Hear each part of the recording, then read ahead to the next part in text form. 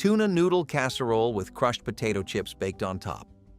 That single dish showed up on more American dinner tables in the 1960s than most restaurants serve in a year, and your kids have probably never heard of it. Pot roast from the toughest cut at the counter, braised low and slow until it fell apart with a fork. Rice pudding made from yesterday's leftover rice and a splash of vanilla that cost almost nothing. Mock apple pie built from Ritz crackers and not a single apple in the whole thing. These meals fed families on spare change and a little patience, and every one of them has almost vanished, not because they stopped tasting good. Because the woman at the stove got older and nobody stood next to her long enough to learn. One recipe on this list starts with nothing but a potato and an onion. Another turned a single can of corned beef into a dinner that stretched across 4 plates. 100 cheap recipes from the 1960s that no one makes anymore. Number 25. Fried bologna sandwich. Take a thick slice of bologna, score the edges with a knife so it would not cup up in the pan, and drop it into a hot skillet with a little bit of grease. The meat curled at the edges no matter what you did, and the center puffed up until the whole slice looked like a pink dome sizzling against the cast iron. Flip it once, lay it on white bread, add mustard and a slice of American cheese if you had it, and press the top slice down until the warm fat soaked through. Mill workers in the Ohio Valley ate this 3 nights a week. The whole thing cost almost nothing, took less than 4 minutes from refrigerator to plate, and tasted like something a short-order cook would charge you $1 for at a roadside counter. Number 25.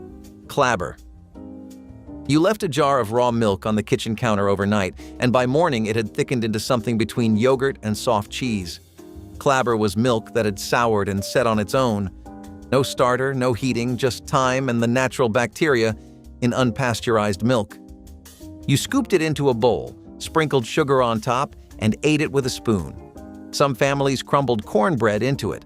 Others drizzled sorghum over the surface and stirred it in. Across the hollers of eastern Kentucky and the ridge country of West Virginia, clabber was breakfast before anyone had heard the word yogurt. The taste was sharp and tangy, thick enough to coat the back of a spoon, and it came from nothing more than a cow and a warm kitchen. When store-bought pasteurized milk replaced raw milk in those communities, clabber disappeared almost overnight, because pasteurized milk does not clabber. It just spoils.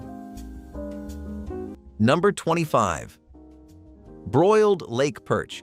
Fresh fillets pulled from Lake Michigan or one of the Finger Lakes in upstate New York, brushed with melted butter, dusted with paprika, and broiled until the edges curled and the flesh flaked apart at the touch of a fork.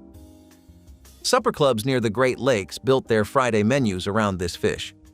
The perch arrived from local fishermen who delivered it the same morning, packed in ice in the back of a truck. There was no freezer involved. The taste was clean and sweet, nothing like the frozen fillets that showed up in the decades that followed.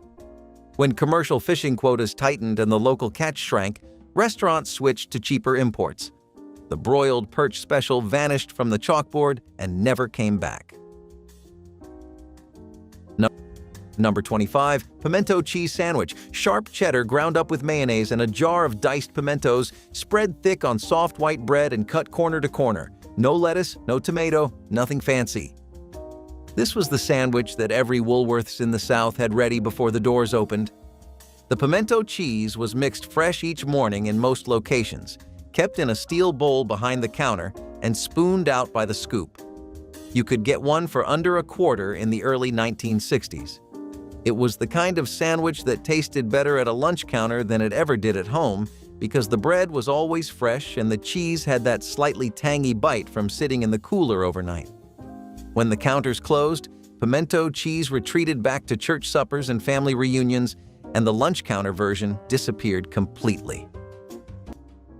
Number 25. Swanson chopped sirloin beef dinner.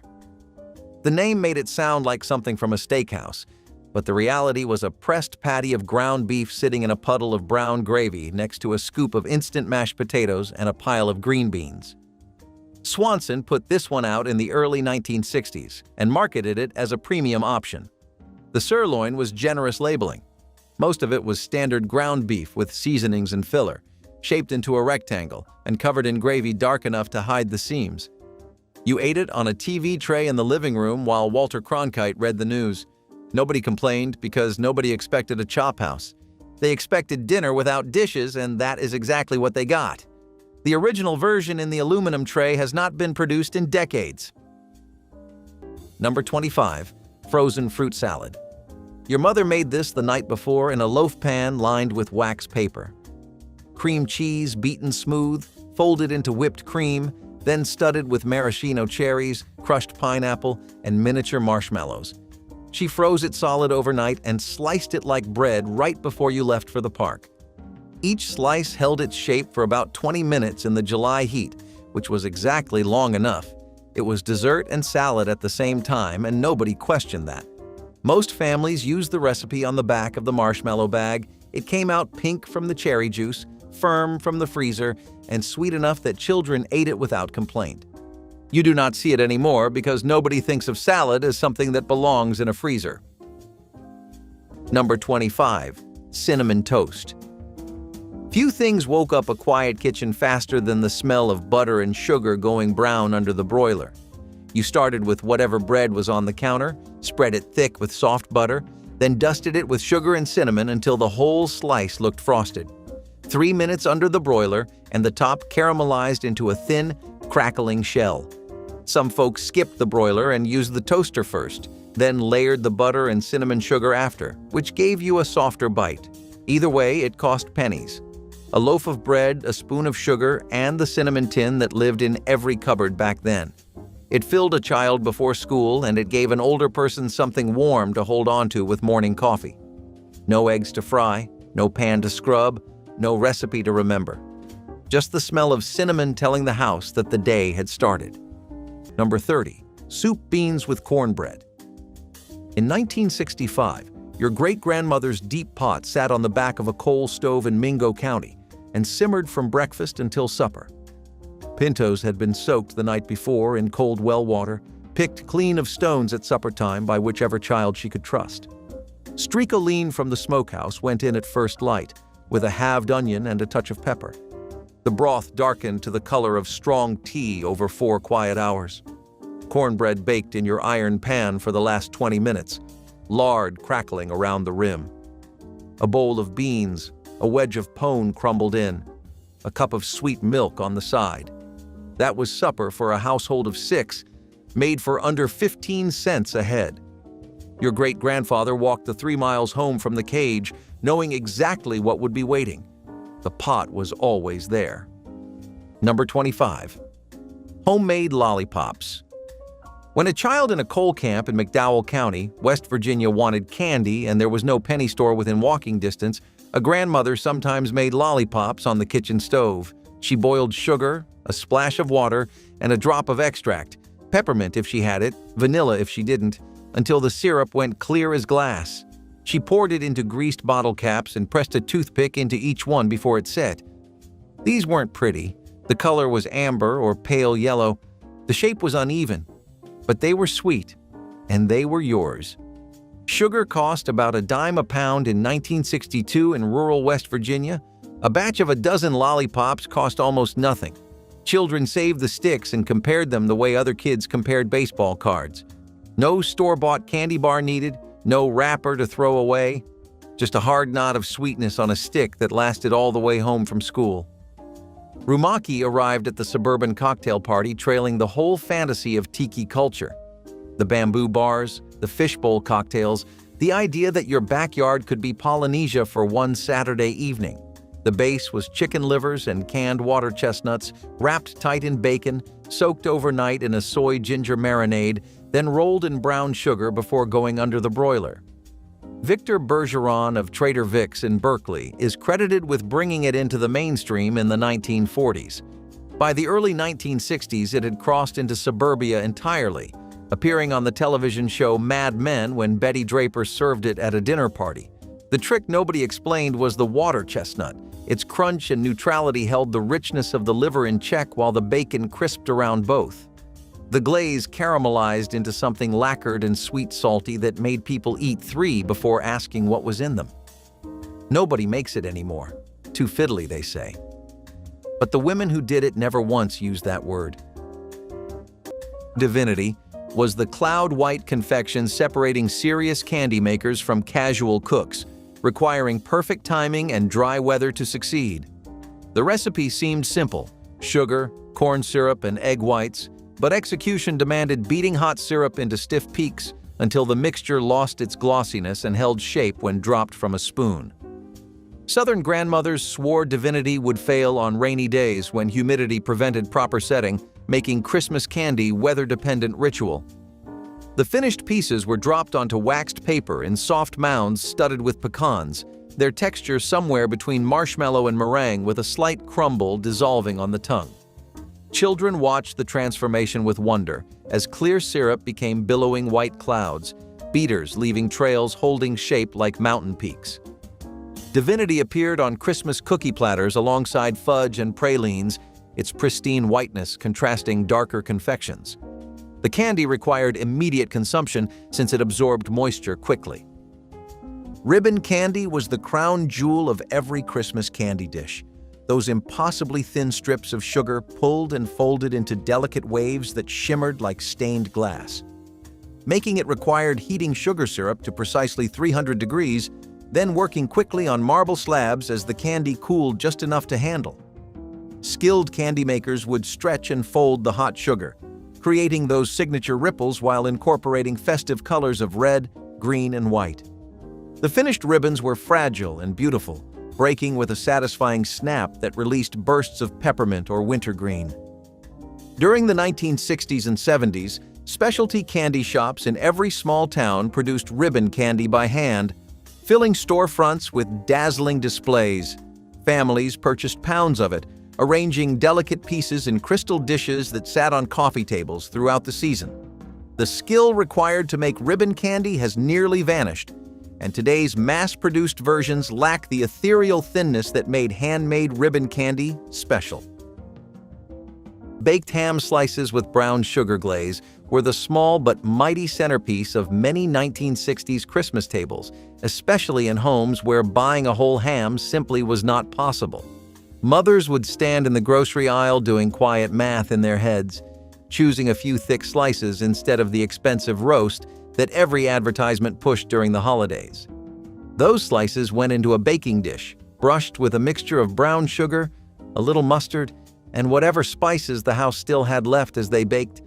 The sugar melted into a glossy, bubbling glaze that made the entire kitchen smell far more luxurious than the meal's price tag. Kids would peek into the oven, mesmerized by the caramelized edges and the way the glaze darkened into a shiny coat. It did not matter that it was not a full ham. What mattered was how it made the table feel fuller, richer, more festive. Mothers served it proudly, knowing they had stretched their budget into something that felt worthy of Christmas night. Each bite was tender, sweet, and a little smoky, the kind of flavor that made you forget how carefully every dollar had been counted to make the meal happen. Baked ham slices with brown sugar glaze were proof that Christmas magic did not need extravagance. It just needed care, warmth, and a mother who knew how to turn a few slices into a celebration. When combined into a baked pie, they transformed into something greater than the sum of their parts. Church recipe books from the era frequently featured variations of egg-based pies, often stretching just a few ingredients to feed an entire family. Bologna, once considered a working-class protein, was a common substitute for pricier meats. Mixed with eggs, cheese, and a flaky crust, it became a surprisingly satisfying meal. Some versions even included a dollop of mustard or a splash of Worcestershire sauce to punch up the flavor. As tastes changed and processed meats lost popularity, dishes like this began fading into history. Today, fried bologna has made a nostalgic comeback in diners, but the pie? Not so much. Perhaps it's time for a revival, maybe with fresh herbs, real ham, or even a gourmet twist. Cornmeal, bacon, and a little creativity. Sometimes that's all it took to turn a Southern classic into something fit for a church potluck. Number 24. Bread and warm milk. Tear 2 slices of white bread into a bowl, heat a cup of milk on the stove, pour it over the bread, and sprinkle sugar on top. That was supper. Some families used day-old bread because it soaked up the milk better and softened into something almost like pudding. Others added a pinch of cinnamon if they had it, though most did not. Children in the 1960s ate this 3 or 4 nights a week in homes where meat was a Sunday luxury, and everything else was a matter of stretching what the pantry still held. It filled the stomach, it cost almost nothing, and it put a child to sleep warm. Grown men ate it too, though they rarely admitted it.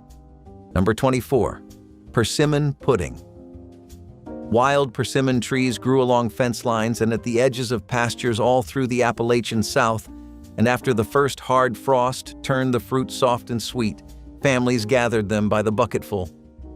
You mashed the pulp through a colander to catch the seeds, mixed it with cornmeal, eggs, buttermilk, and a little sugar, and baked it in a cast iron skillet until the top set firm and the center stayed dense and custardy.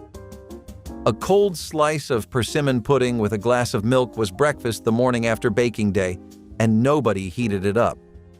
The flavor sat somewhere between pumpkin pie and brown sugar, with a faint astringent edge that no other fruit in those hills could match. Number 24. Steak au poivre. A thick filet or New York strip pressed hard into a bed of cracked black peppercorns until the surface was coated in a rough crust, then seared in a screaming hot pan with butter. The cook poured cognac into the pan and let it catch fire, and the flames climbed above the rim while the pepper smoke reached every table in the dining room. The sauce came together fast after the flame died. Heavy cream, a spoonful of Dijon, the pan drippings, and whatever cognac had not burned off, reduced until it coated the back of a spoon. Supper clubs served it with a baked potato and nothing else. The peppercorn crust cracked between your teeth, and the cream sauce cooled the heat just enough to keep you reaching for the next bite. The dish required a cook who was comfortable with open flame and a dining room that did not mind the smell of burning pepper. Number 24. Lime Jello salad. A square of bright green gelatin loaded with shredded carrots, crushed pineapple, and sometimes cottage cheese served on a leaf of iceberg lettuce with a dollop of mayonnaise on top. Woolworth's lunch counters kept these pre-made in individual glass dishes behind the counter, lined up on a refrigerated shelf where you could point at the one you wanted. It counted as a salad. It counted as a side. Some people ordered it as dessert. Nobody questioned it. The green wobble was part of the scenery at every 5 and dime counter in the country, and when those counters shut down, the Jello salad lost its last public stage. You can still find the recipe in old church cookbooks, but nobody is serving it over a lunch counter anymore. Number 24. Morton Spaghetti and Meatballs Dinner. Morton was the budget brand, and this tray proved it. Thin spaghetti and a watery tomato sauce with 3 small meatballs that were more breadcrumb than beef. The side was usually a square of garlic bread that came out of the oven either rock hard or soggy, never anything in between. Morton sold these for less than Swanson, and families on tight budgets stacked them deep in the chest freezer. The sauce left an orange ring on the aluminum that no amount of scrubbing could remove. Kids loved it because it was spaghetti they could eat in front of the television without their mother hovering. Parents loved it because it cost less than a pound of ground beef. Number 24. Pineapple cream cheese sandwiches. White bread with the crusts cut off and a filling made from Philadelphia cream cheese mixed with a can of crushed pineapple drained through a dish towel until almost dry. Some women added chopped pecans. Others folded in mayonnaise to keep the filling soft during the drive. You cut them into triangles, stacked them on a plate under a damp cloth so the bread would not go stale. These were tea sandwiches moved onto a picnic blanket, and they worked because they traveled cold and held together in the heat. Churches in Mississippi and Alabama made them by the hundred for funeral receptions. They disappeared when luncheon culture dried up, and nobody brought them back. Before I go further, for the folks who want more recipes like these gathered in one place, I put together the Vintage Recipe Guide. You can find it on my website vintagelifestyleusa.com. I will not push it again. If you want it, it is there. Now, back to the list. Number 24. The soft-boiled egg in a cup. This was breakfast served in its own little ceremony. You dropped an egg into simmering water for about 4 minutes, then set it upright in an egg cup, tapped the top with a spoon, and lifted the cap to find the yolk still loose and golden. Around it went thin strips of buttered toast, cut into what most kitchens called soldiers, ready for dipping. We ate it slow even when the morning was rushed because the egg cup made you sit down. Newspapers in the 1960s loved this one for company breakfasts, calling it tidy and proper without any of the mess of a fried plate. For an older person living alone, it was nearly perfect. One egg, one slice of bread, one small dish to rinse. The cup itself usually came from a wedding set or a dime store shelf, chipped at the rim and used for decades. It turned a single egg into a meal worth sitting up straight for. Number 29, ham hock and pinto beans. The smell of hog and onion came up through the floorboards by 10 in the morning, and the rest of the holler stayed quiet until that smell drifted out the back door. A smoked hock from the fall hog had been wrapped in cloth and kept in the spring house, shaved off a piece every Sunday for the bean pot. Most years, the hock had not been bought from the meat counter at all, since the hog had come up from the barnyard the previous November. Beans cooked low for 3 quiet hours until the meat slid loose from the bone. The whole pot went out with a slice of pone and a tall glass of buttermilk. The same hock and bean pot had simmered on Buchanan County stoves through 3 coal strikes between 1949 and 1965, the recipe never written down once. Those who ate it as kids are 60 now. They still salt their cornbread the way she did. Number 24, caramel corn. On farm kitchens across southern Ohio and northern Kentucky, popcorn was the one crop that always came through. A family could grow a single row and have enough to pop all winter. The caramel that went over it was made in the same heavy pot used for everything else: sugar, sorghum, or molasses, a spoon of butter, a pinch of salt. Cooked to the hard crack stage, poured over a pan of popped corn, and spread out to cool on greased butcher paper.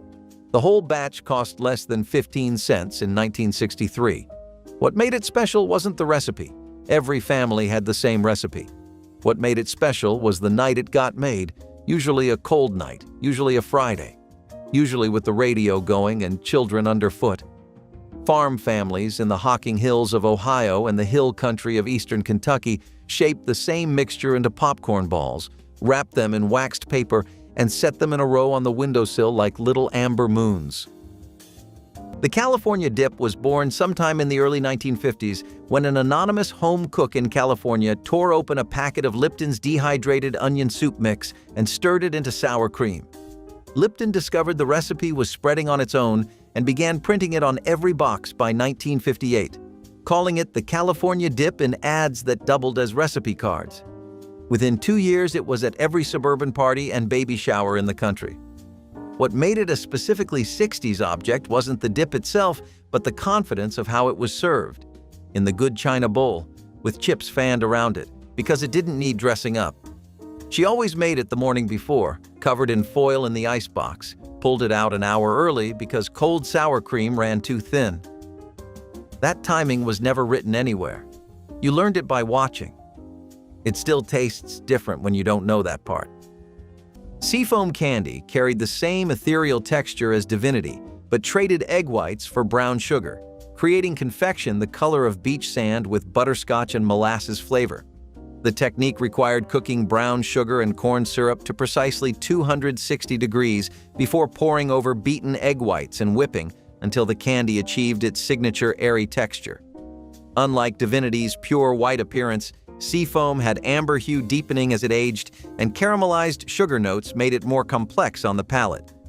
Appalachian families particularly treasured this candy, passing recipes through generations alongside stories of Christmas gatherings where Seafoam appeared on pressed glass plates. The name evoked something delicate and natural, though the candy required industrial-strength arm muscles before electric mixers became common. Children loved Seafoam because it melted on the tongue, unlike hard candies lasting forever. This candy has nearly vanished from modern traditions, replaced by commercial confections lacking handmade charm. Date Nut Roll was that glossy cylinder wrapped in waxed paper appearing in refrigerators during December, a dense and chewy confection tasting like concentrated Christmas. The candy started with chopped dates cooked with sugar until thick, then mixed with butter, rice cereal, and mountains of chopped walnuts or pecans.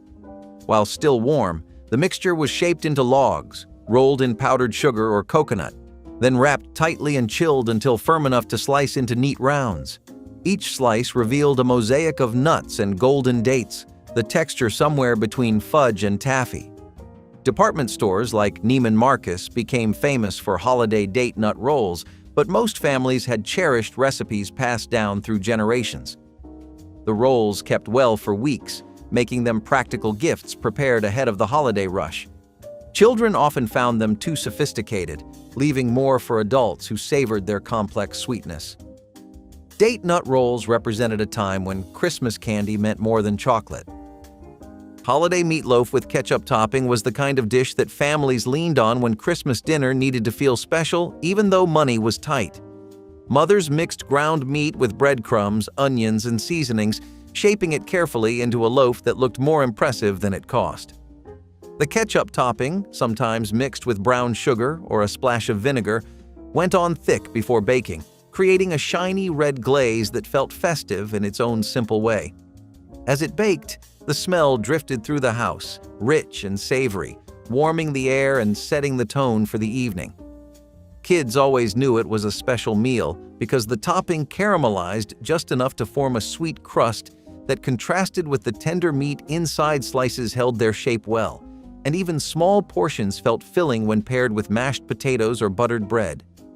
Mothers loved holiday meatloaf because it stretched easily, fed many, and left leftovers that became sandwiches the next day. It was a Christmas main dish built not on luxury, but on resourcefulness and an understanding that the season was about being together more than what was on the table. Holiday meatloaf with ketchup topping was a reminder that even modest meals could glow with celebration. Hush puppies had long been a staple of fish fries and barbecue joints, but in the 1960s, home cooks found a way to bring that crispy, golden flavor to the potluck table, without the deep fryer. Enter the Hush Puppy casserole, all the familiar flavors of the beloved side dish, baked into a rich, spoonable delight. Fried hush puppies were best eaten fresh, but a casserole could be baked ahead of time, making it the perfect choice for after-service luncheons. The recipe was simple: cornbread batter, bacon, onion, and sometimes a handful of cheese for extra indulgence. No hot oil to worry about, no last-minute frying, just mix, bake, and serve. While hush puppies have stood the test of time, their casserole cousin faded away as lighter, fresher options took over the potluck circuit.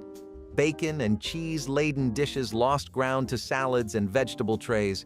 But with Southern comfort food making a comeback, this forgotten gem might deserve a second look. A touch of smoked paprika, a sprinkle of fresh herbs. Who says tradition can't have a modern upgrade? Gravy is a sacred part of Southern cooking, rich, comforting, and usually savory. But in the 1960s, some church kitchens took a different approach, crafting a version that leaned sweet rather than salty. Number 23, chipped beef on toast. Open the jar. Pull the dried beef apart into thin shreds and toss it into a pan of butter and flour until the roux thickened into a pale gravy. Pour the whole thing over toast and eat it with a fork. The military called it something unprintable, but the families who ate it at home every payday week called it supper. Mothers stretched a single jar across 3 meals by adding more milk to the gravy each time. The salt in the beef did most of the seasoning. The toast caught the drippings. 2 slices of bread and a few cents of dried meat kept a table quiet for the night. Number 23, streak-a lean and eggs. Streak-a lean was salt pork with a thin ribbon of meat running through the fat. You sliced it thin, fried it slow in a dry skillet until the fat rendered out and the edges went crisp, and then you cracked 2 or 3 eggs right into the grease. The eggs came out with lacy brown edges and the yolks ran into the pork fat like gravy. Coal miners in Harlan County and McDowell County ate this before 10-hour shifts underground. You could buy a slab of streak-a lean at any country store for almost nothing, and one slab lasted a family the better part of a week. Number 23, coq au vin, a whole chicken cut into pieces, browned in bacon fat, then braised for hours in a full bottle of red wine with pearl onions, mushrooms, and thick-cut bacon. The French name made it sound refined, but this was farmhouse cooking at heart, designed to turn an old tough bird into something tender enough to eat with a spoon. Supper clubs served it in shallow bowls with the braising liquid spooned over the top, dark and glossy from the wine. The bacon and the mushrooms had soaked up the flavor of everything around them. Crusty bread came on the side for dragging through the sauce. The dish left menus when cooks stopped being willing to braise anything for 3 hours and diners stopped being willing to wait. Number 23. Creamed chipped beef on toast. Dried beef torn into strips, stirred into a thick white sauce made from butter, flour, and whole milk, then spooned over a piece of toast. Soldiers had a name for it that nobody repeated in polite company. Woolworths just called it lunch. The sauce was heavy, salty, and filling, and it cost almost nothing to make, which is exactly why it showed up on dime store menus across the country. A plate of creamed chipped beef at Woolworths came with a cup of coffee if the waitress liked you. The beef itself was paper-thin, almost translucent, shaved from a pressed block that sat in the kitchen cooler. When Woolworth's faded creamed chipped beef on toast went with it. You can still buy the dried beef in a jar, but the lunch counter version, served hot and fast on a thick slice of white toast, is gone. Number 23. Chun King Chow Main Dinner. This was most of America's first introduction to anything remotely Chinese, and it came in a divided aluminum tray with crunchy chow mein noodles on one side and a mix of bean sprouts, celery, and mystery meat in brown sauce on the other. Geno Palucci built the Chun King brand out of Hibbing, Minnesota, about as far from China as a person could get. The frozen dinner version hit shelves in the late 1950s and stayed through the 1960s. The noodles were the best part. They came out crispy if you followed the oven directions and rubbery if you rushed it. For most families in small-town America, this tray was the entire Chinese food experience until a takeout place opened nearby. The brand changed hands multiple times, and the frozen dinner line quietly vanished. Number 23. Stuffed celery sticks. You washed the stalks, cut them into 3-inch pieces, and filled the groove with cream cheese mixed with chopped green olives and a shake of paprika. Some families used peanut butter for the children and the olive mixture for the adults. The whole tray went into the refrigerator overnight so the filling would set, and by the time you spread the blanket at the park, they snapped clean when you bit in. Celery on its own was a hard sell for most children in 1964, but the filling turned it from a vegetable into something closer to a snack. You would be hard-pressed to find anyone under 50 today who has stuffed a celery stick on purpose. Number 23. Egg in a hole. This is the one that turns a single egg and a slice of toast into something you would order at a diner. The trick is a juice glass pressed into the middle of the bread to cut a neat round window. You laid the slice in a buttered skillet, cracked an egg straight into the hole, and let it fry until the white set and the yolk stayed soft. The little circle of bread you punched out went in the pan beside it, toasted golden, perfect for mopping up the yolk. Half a dozen names followed this dish around the country: toad in the hole, egg in a basket, bullseye eggs, hole in one. Every grandmother seemed to have her own word for it. The whole thing took about 5 minutes and used 1 egg and 1 slice of bread, which is exactly why it survived the lean mornings. It looked fancy on the plate and cost almost nothing, the kind of small magic a tired cook could pull off half awake. Number 28. Cathead biscuits with sawmill gravy. Your great-aunt in Wise County, Virginia, set out 3 biscuits at 5 each morning for the boarding house table. 6 men paid $1 a week to sleep on her enclosed porch and eat what she put down. The biscuits got their name from their size, each one as big as a tomcat's head, pulled apart by hand and never cut with a glass.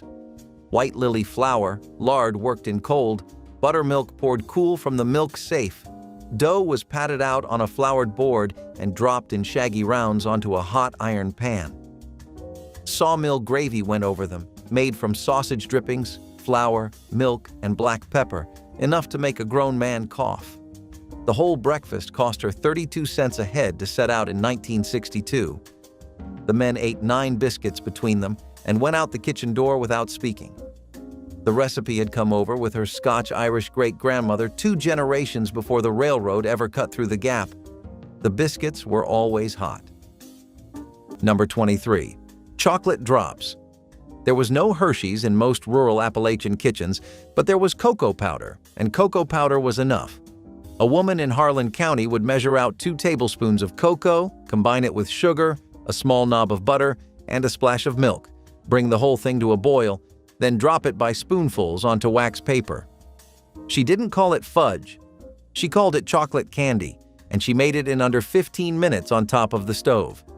A tin of cocoa powder cost about 30 cents in 1961, enough for 3 or 4 batches of drops. No oven, no fancy equipment, just a pot, a spoon, and enough confidence to know when the mixture was ready by the way it smelled. In mill communities across the Piedmont of North Carolina, this same method produced peanut butter drops by swapping out cocoa for peanut butter. Your grandmother did not need 2 recipes. She needed 1 pot and whatever was in the cabinet. The porcupine cheese ball was a piece of theater that doubled as an appetizer. A round of cream cheese, sharp cheddar, and chopped pimiento stuffed olives was shaped into a ball, rolled in crushed pecans, then studded all over with cellophane-tipped toothpicks, each one skewering a green olive, so the whole thing bristled like a small, proud animal at the center of the buffet table. The original recipe appeared in a Better Homes and Gardens olive advertisement from December 1963, though versions had been circulating in ladies' luncheon circles for a decade before that. The genius was practical. It could be made 2 days ahead, wrapped in wax paper, refrigerated until the guests arrived, at which point the toothpicks went in and it looked like it had taken an afternoon. She always used extra sharp cheddar and a splash of Worcestershire. Nobody else's tasted quite the same, and she never explained why. After she stopped hosting, the porcupine stopped appearing. Every person at those parties still knows exactly what it tasted like. Molasses taffy was the Christmas candy turning candy, making into community entertainment, requiring multiple people to pull sticky ropes until they transformed from dark brown to golden tan. The base recipe combined molasses, sugar, butter, and vinegar, cooked until a drop formed hard ball in cold water, then poured onto buttered marble slabs to cool. Once reaching pulling temperature, greased hands stretched it into long ropes, folded back, and stretched again, repeated dozens of times until the candy lightened and developed characteristic chewy texture. Families made taffy pulling into social occasions, inviting neighbors for evenings combining work with laughter. Children earned their share by helping pull, learning that timing mattered since taffy cooled too much became impossible to stretch. The finished candy was twisted into ropes and snipped with scissors into bite-sized pieces wrapped in waxed paper. The flavor was deep and complex, molasses providing earthiness that modern corn syrup taffies cannot match. Steamed plum pudding was the dramatic finale to Christmas dinner. That dark, dense dome carried flaming to the table with brandy blazing blue around its edges. Making one properly took weeks, starting with dried fruits soaked in brandy until they swelled with boozy sweetness. The batter combined sweet, real beef fat giving the pudding its distinctive richness, with breadcrumbs, flour, eggs, and pounds of currants, raisins, and candied peel. The mixture was packed into ceramic molds and steamed for hours until the kitchen filled with the scent of spices and spirits. Traditional families made their puddings on Stir-Up Sunday, 5 weeks before Christmas, allowing time for flavors to mature. The reheating on Christmas Day required several more hours of steaming before the grand presentation. Hard sauce, butter beaten with powdered sugar and brandy, melted into pools around each slice. The pudding was so rich that small portions satisfied, meaning one could serve the entire family. Oven-baked chicken legs were one of the most affordable ways for 1960s mothers to bring a sense of abundance to the Christmas table. Whole birds were often too expensive, and boneless cuts cost even more, but chicken legs were cheap, accessible, and reliable. Mothers seasoned them with salt, pepper, paprika, and sometimes a little garlic powder if the pantry still had any left from earlier in the year. The legs went into the oven arranged neatly in rows, their skin glistening as the heat began to crisp the edges. The smell filled every room. pulling kids into the kitchen long before dinner was ready. When the tray finally came out, the legs were golden and sizzling, rich with juices that collected at the bottom of the pan. Kids loved picking them up with their hands, feeling the warmth through the skin, and taking big bites that felt more celebratory than the ingredients suggested. With rice, stuffing, or plain bread on the side, the legs stretched into a holiday meal that kept everyone satisfied. Oven-baked chicken legs were Christmas comfort made possible through practicality and love. Raisin gravy was a surprising addition to the potluck table, poured generously over warm biscuits. While it might sound unusual today, this dish had deep roots in the South, where home cooks made the most of what they had, often stretching ingredients into unexpected new creations. The base was simple: flour, butter, and milk, thickened to the right consistency. But instead of sausage or drippings, cooks stirred in raisins for a burst of sweetness, sometimes adding a splash of vinegar or a pinch of cinnamon to balance the flavors. It was a thrifty way to elevate an everyday meal into something special, often served at Sunday suppers or during revival gatherings. By the late 20th century, as sugar became more abundant, fruit-based gravies lost their appeal. The rise of boxed pancake syrups and fruit preserves made sweet sauces easier to come by, pushing raisin gravy into obscurity. Yet, with the modern appreciation for heritage recipes, it might be time for a comeback. Scarcity has always been the mother of invention in the kitchen. During the Great Depression, when meat was expensive and every pantry item had to stretch, cooks turned to flour, tomatoes, and a little ingenuity to keep their families fed. Number 22. Sardines on crackers. Peel back the tin lid, drain the oil, and lay the small silver fish across saltine crackers one by one. Squeeze lemon over the top if you had a lemon. If you did not, hot sauce worked.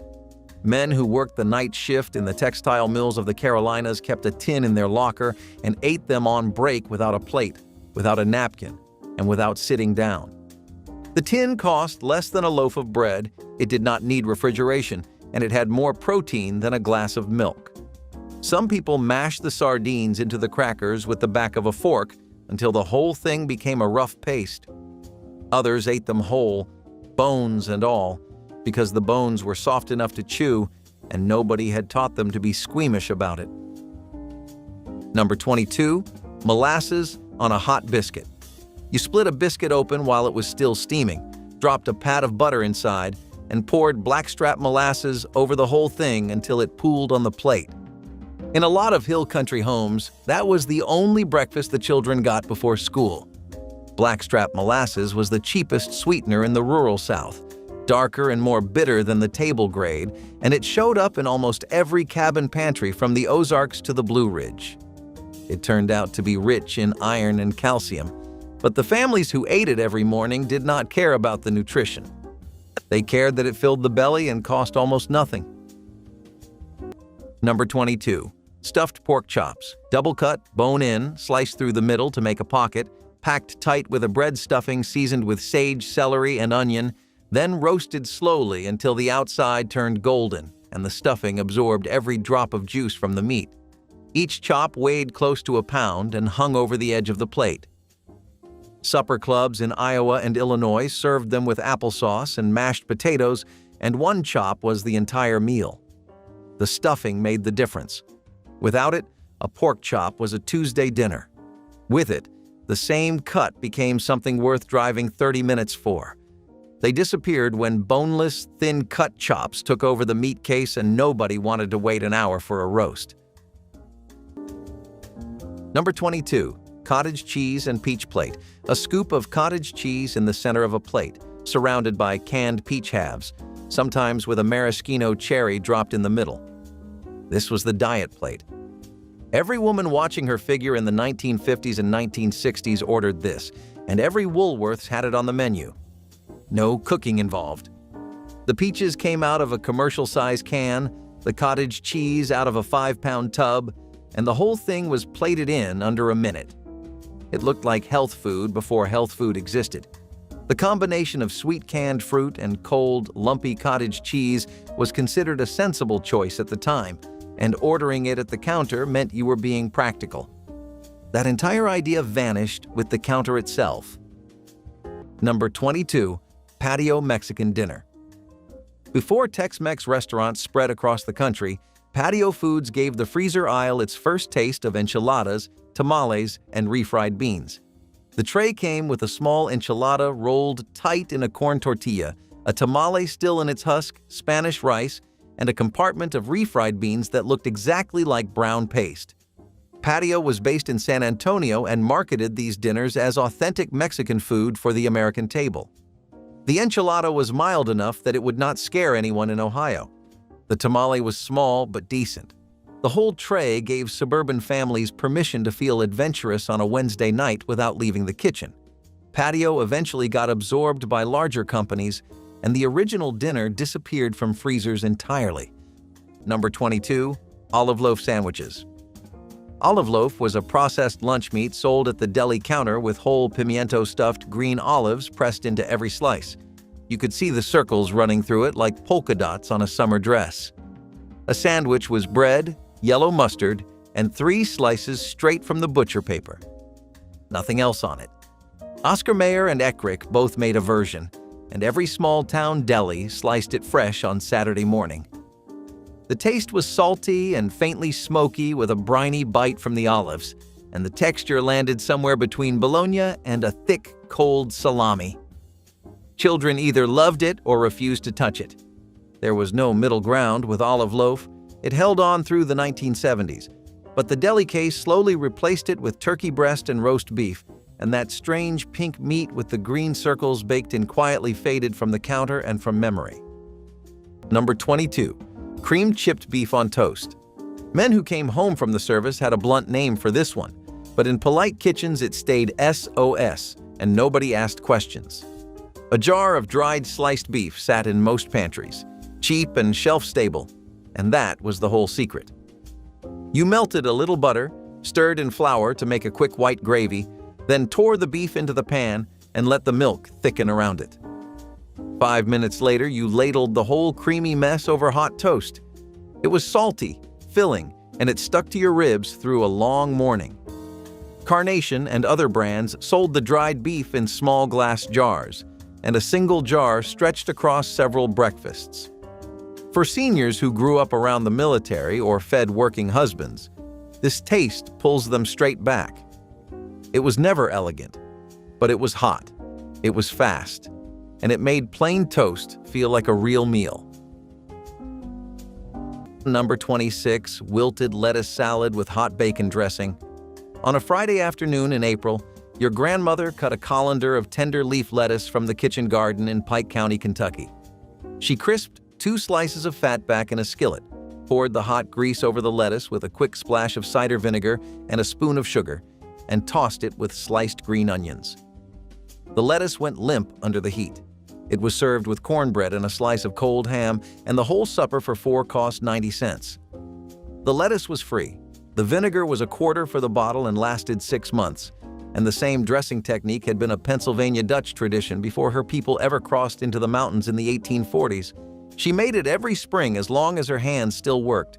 Her granddaughter still cuts hers the same way. Number 22. Molasses popcorn balls. Separate from plain caramel corn, molasses popcorn balls were a late fall tradition across the southern Piedmont and the hill country of Tennessee.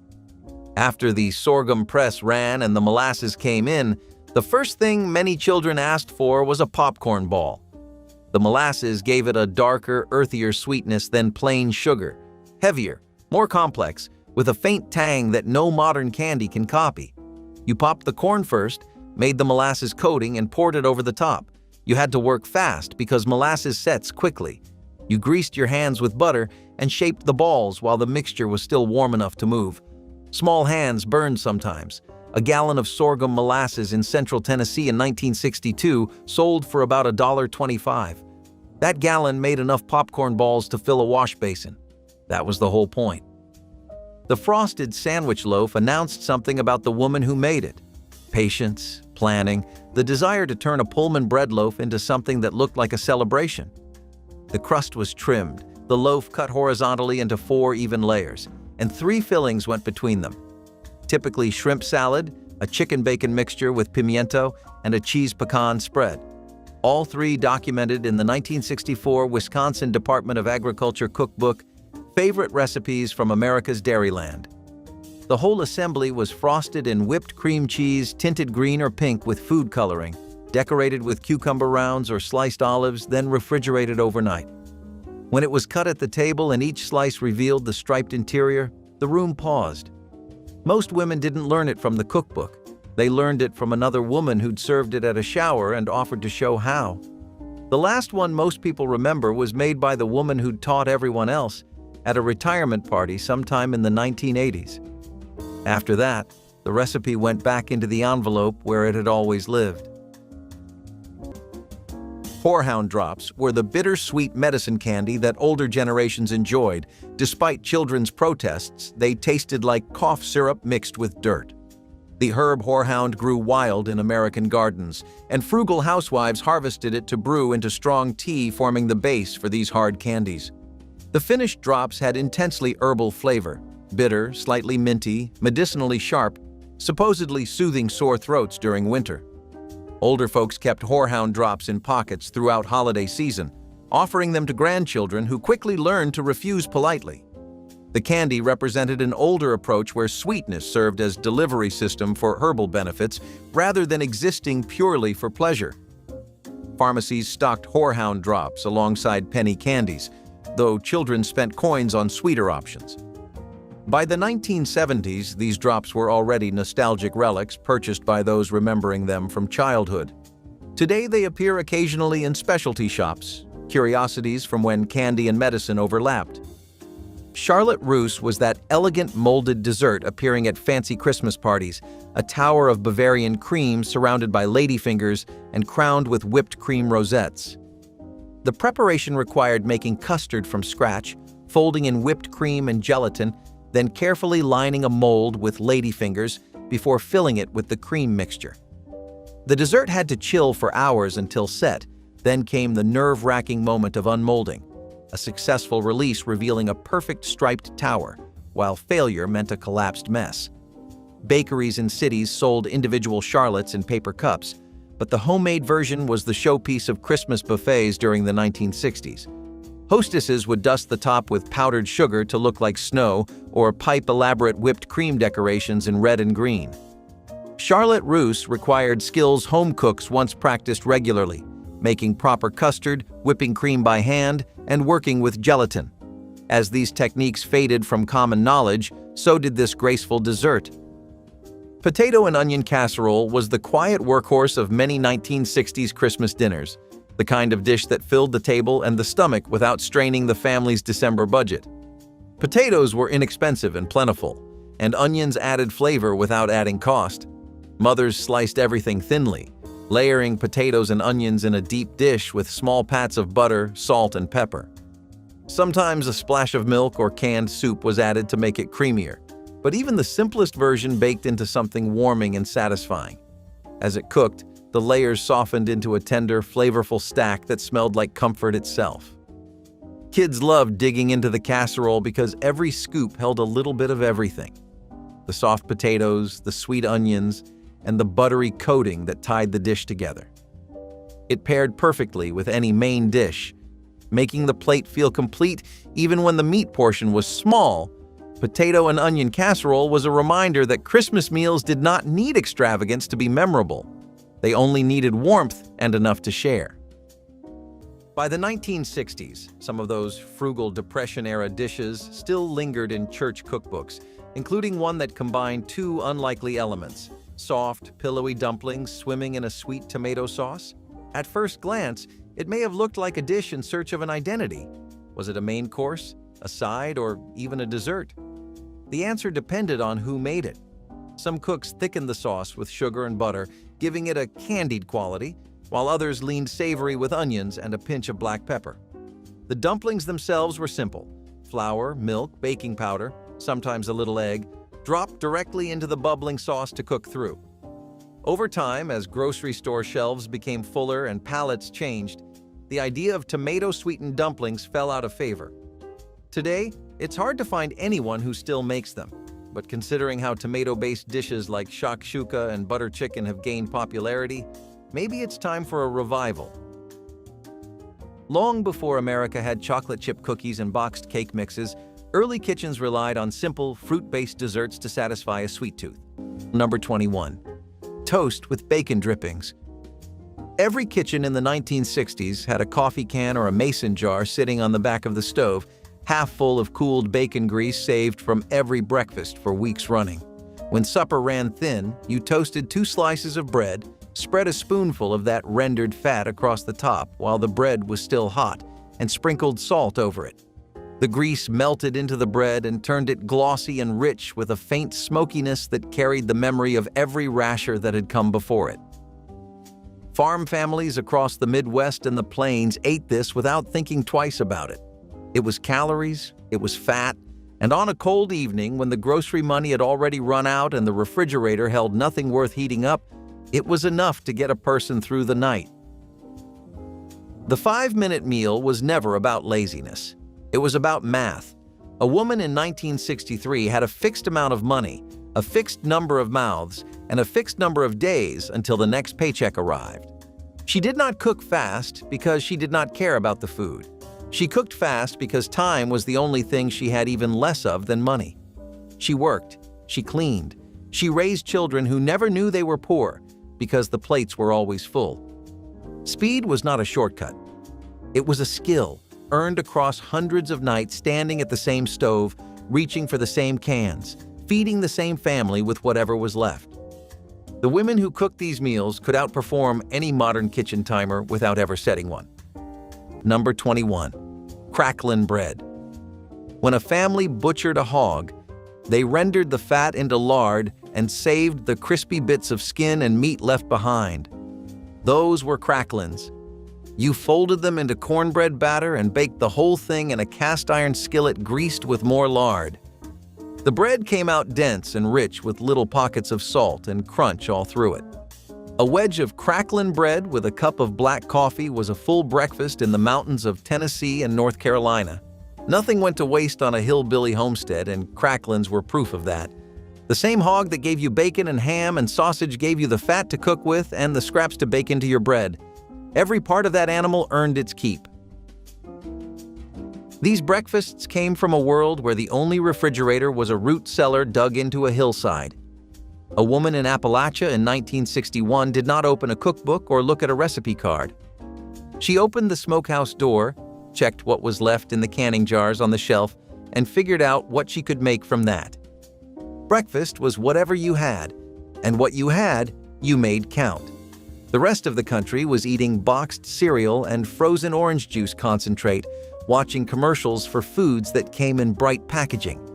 In the hollers, the packaging was a flour sack, and the commercial was the smell of wood smoke at 5 in the morning.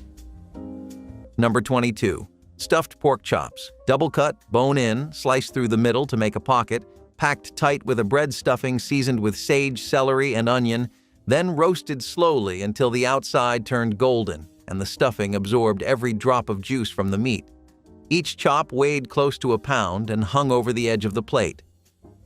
Supper clubs in Iowa and Illinois served them with applesauce and mashed potatoes, and one chop was the entire meal.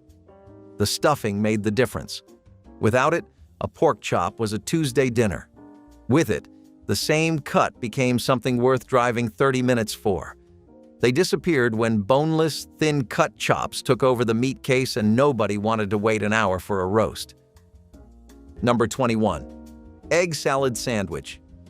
Hard-boiled eggs mashed with mayonnaise, a little mustard, salt, pepper, and maybe some finely chopped celery if the cook felt generous, pressed between soft bread and cut in half. Woolworths made these by the dozens every morning, wrapped them in wax paper, and stacked them in a glass case at the counter. They were cold, they were plain, and they cost next to nothing. The egg salad sandwich was what you ordered when you had 15 cents and no opinion about lunch. Every Woolworths coast to coast had the same one, made the same way, tasting roughly the same whether you were in Portland or Tallahassee. That kind of national consistency from a lunch counter without a franchise playbook is something that does not exist anymore. Number 21. Banquet enchilada dinner. Banquet saw what Patio was doing and wanted a piece of the Mexican frozen dinner market. Their version was simpler: 2 beef enchiladas in red sauce with rice and beans on the side. The sauce was thicker than Patio's, the beef was grainier, and the tortillas fell apart if you looked at them wrong. Banquet priced it lower and pushed it into grocery stores across the Midwest and South. It sold well enough to stay on shelves for years, but it never earned the following that Patio built with their tamale and enchilada combination. Banquet pulled it quietly when their Mexican line stopped competing against the newer brands that came along in the 1970s. Nobody held a funeral for it. There was a ritual to those trays that nobody talks about anymore. You pulled one from the freezer, read the temperature on the box, slid it onto the oven rack, and waited. The house filled with that specific frozen dinner smell, somewhere between steam and tin and whatever seasoning powder the factory used that week. When the timer went off, you pulled it out with a dish towel because the aluminum edges could draw blood if you grabbed them careless. You peeled back the foil and the steam hit your face. It was never good the way a home-cooked meal was good. But it was done. It was hot.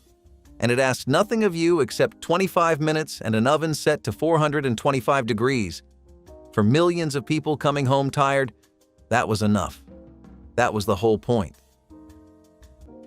Number 21, ambrosia salad. Mandarin orange segments, pineapple chunks, shredded coconut, miniature marshmallows, and sour cream stirred together and chilled overnight until the flavors bled into each other.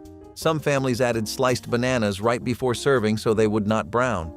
Others folded in pecans, but the base was always citrus and coconut held together with something cold and creamy. You brought it to the park in a Tupperware bowl with the lid pressed tight, and it sat next to the fried chicken like it belonged there. The name meant food of the gods, and most grandmothers treated it exactly that way. It showed up at nearly every potluck and summer spread from East Texas to the Carolinas through the entire decade. It fell out of favor when marshmallows in a salad started to sound strange to younger cooks, but for a whole generation, ambrosia was as central to a gathering as the blanket you sat on.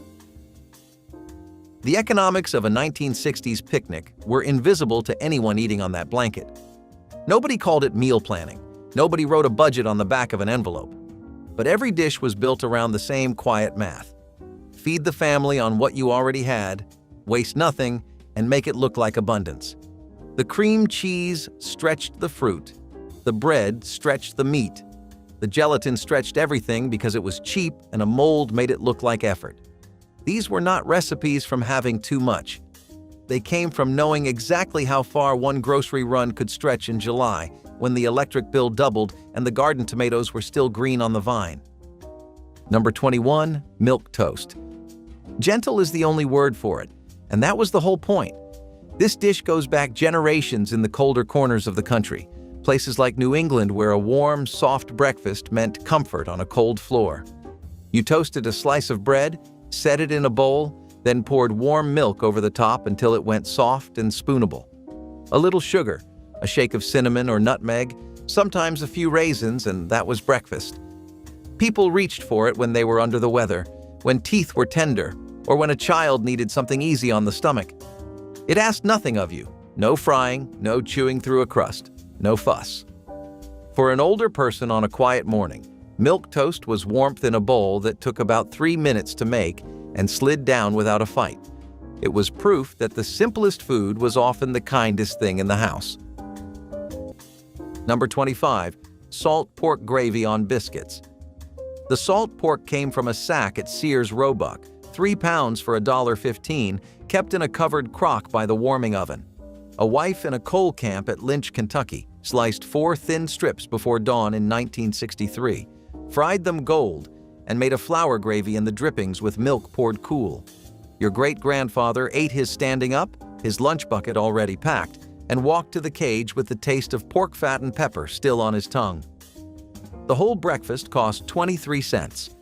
He went down for 9 hours on it, came up black, and ate the same thing the next morning. What most people forget about a coal camp breakfast is that it did not just feed a man. It told him somebody had been awake before him. Number 21, buttermilk candy. Not many people have heard of buttermilk candy outside the rural South, but in the farm communities of central Georgia and the flatlands of West Tennessee, it was on the Christmas plate every single year. It starts like fudge, sugar, butter, and heat, but the buttermilk changes everything.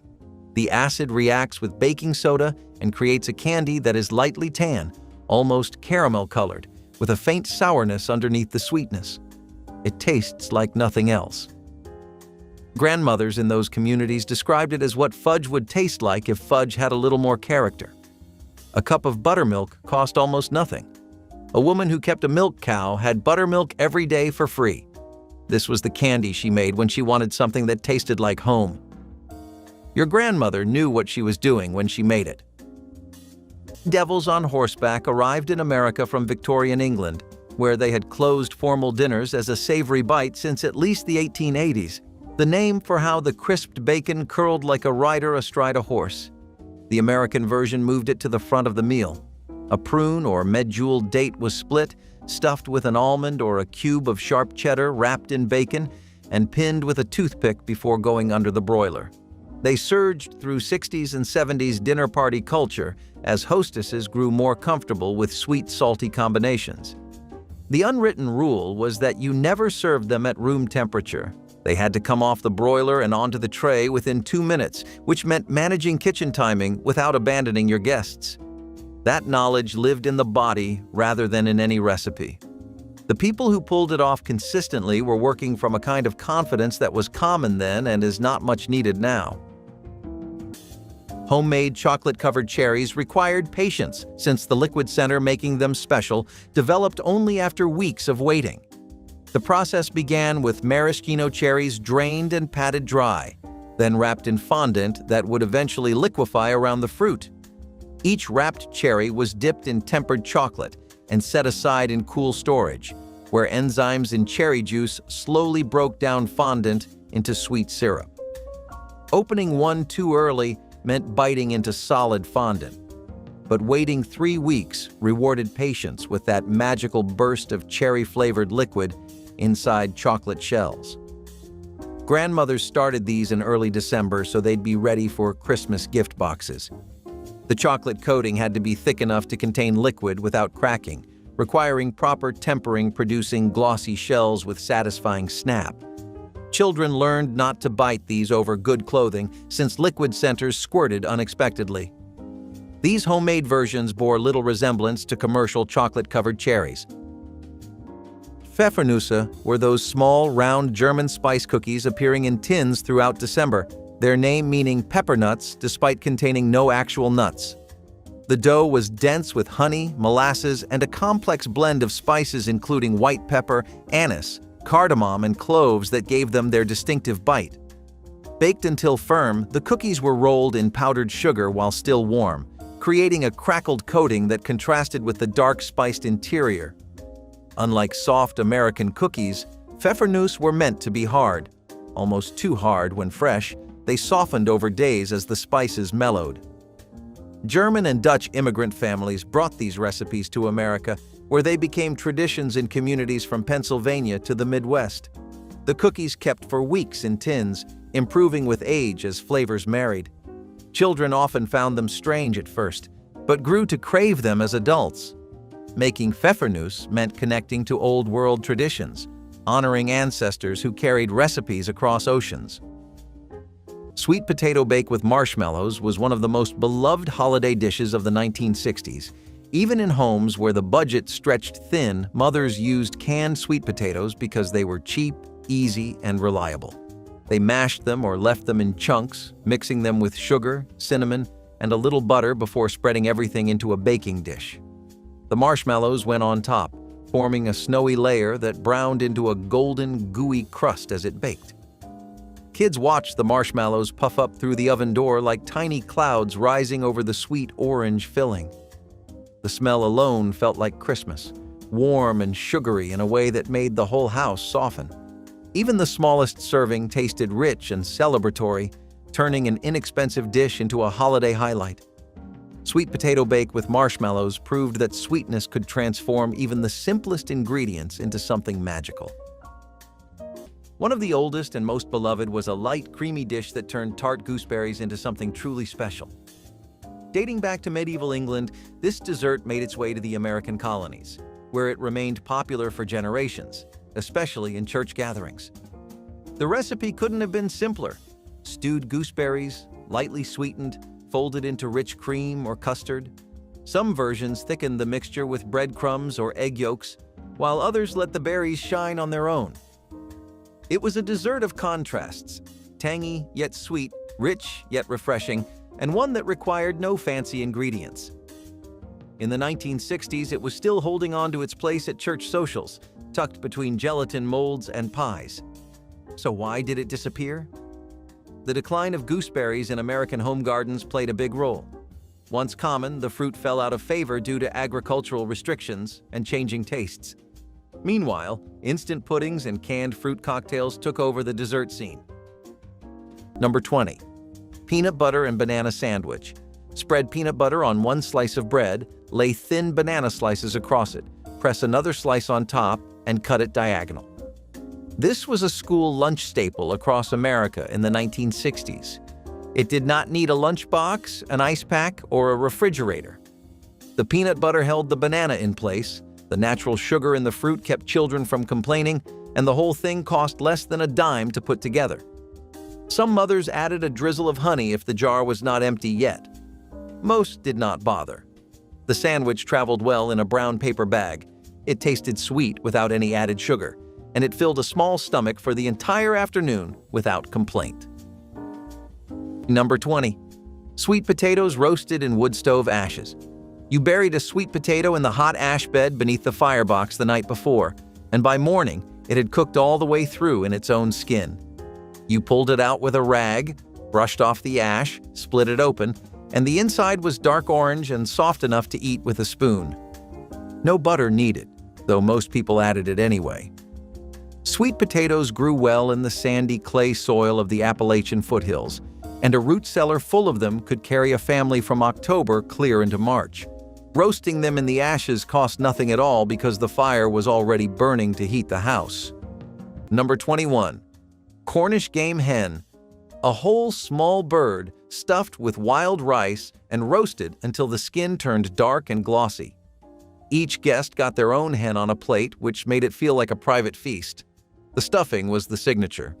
Wild rice packed tight inside the cavity and cooked in the bird's own juices. Supper clubs in Minnesota and the Dakotas served hundreds of these on a Friday night. A whole bird on your plate, golden and steaming, was a visual that no boneless, skinless chicken breast could ever match. The birds are still sold in grocery stores today, but nobody roasts them for a crowd anymore. The occasion they were built for simply stopped existing. The supper club was never about the food alone. It was about the drive. 30 minutes on a 2-lane highway with the windows down, pulling into a gravel lot next to a building that looked like someone's oversized lake house. The sign was always neon. The bar was always packed before a single table was seated. You stood with a brandy old-fashioned in your hand and talked to people you had known for 30 years, and when the hostess finally called your name, you walked into a dining room where every table had a candle and a basket of bread. The food was good. But the reason people went every single Saturday for decades was the feeling of being expected somewhere. When the supper clubs closed, that feeling went with them. Nobody replaced it. What the Woolworths counter really was. The lunch counter at Woolworths was never meant to be a restaurant. It was a trap. You walked in to buy a spool of thread or a tube of lipstick, and the smell of grilled onions and toasted bread pulled you onto a stool before you made it to the register. Frank Woolworth figured out early that a fed customer stays longer and spends more. So the counter became the anchor of the store. But something happened that nobody planned for. The counter became the place where people went on purpose. Retirees, working mothers, teenagers skipping class, store clerks on their break. It became a public table in a country that was running out of public tables. And when it disappeared, nothing replaced it. Not the food court, not the drive-through window. The counter was the last place in American retail where strangers sat elbow to elbow and ate the same food. Number 19. Howard Johnson fried clam. Dinner. Howard Johnson was a name that meant something in the 1960s. Those orange-roofed restaurants lined the turnpikes and highways from Maine to Florida, and families planned road trips around stopping at one for fried clams and ice cream. So when Howard Johnson put their name on a frozen dinner, people paid attention. The fried clam platter was one of their signature offerings translated to the home freezer. The tray came with a pile of breaded clam strips, French fries, coleslaw, and a lemon wedge that was more decorative than functional after 30 minutes in a hot oven.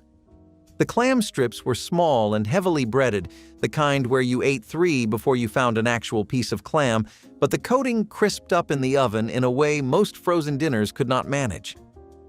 Howard Johnson charged more than Swanson or Banquet because they were selling a restaurant name, and for a while it worked.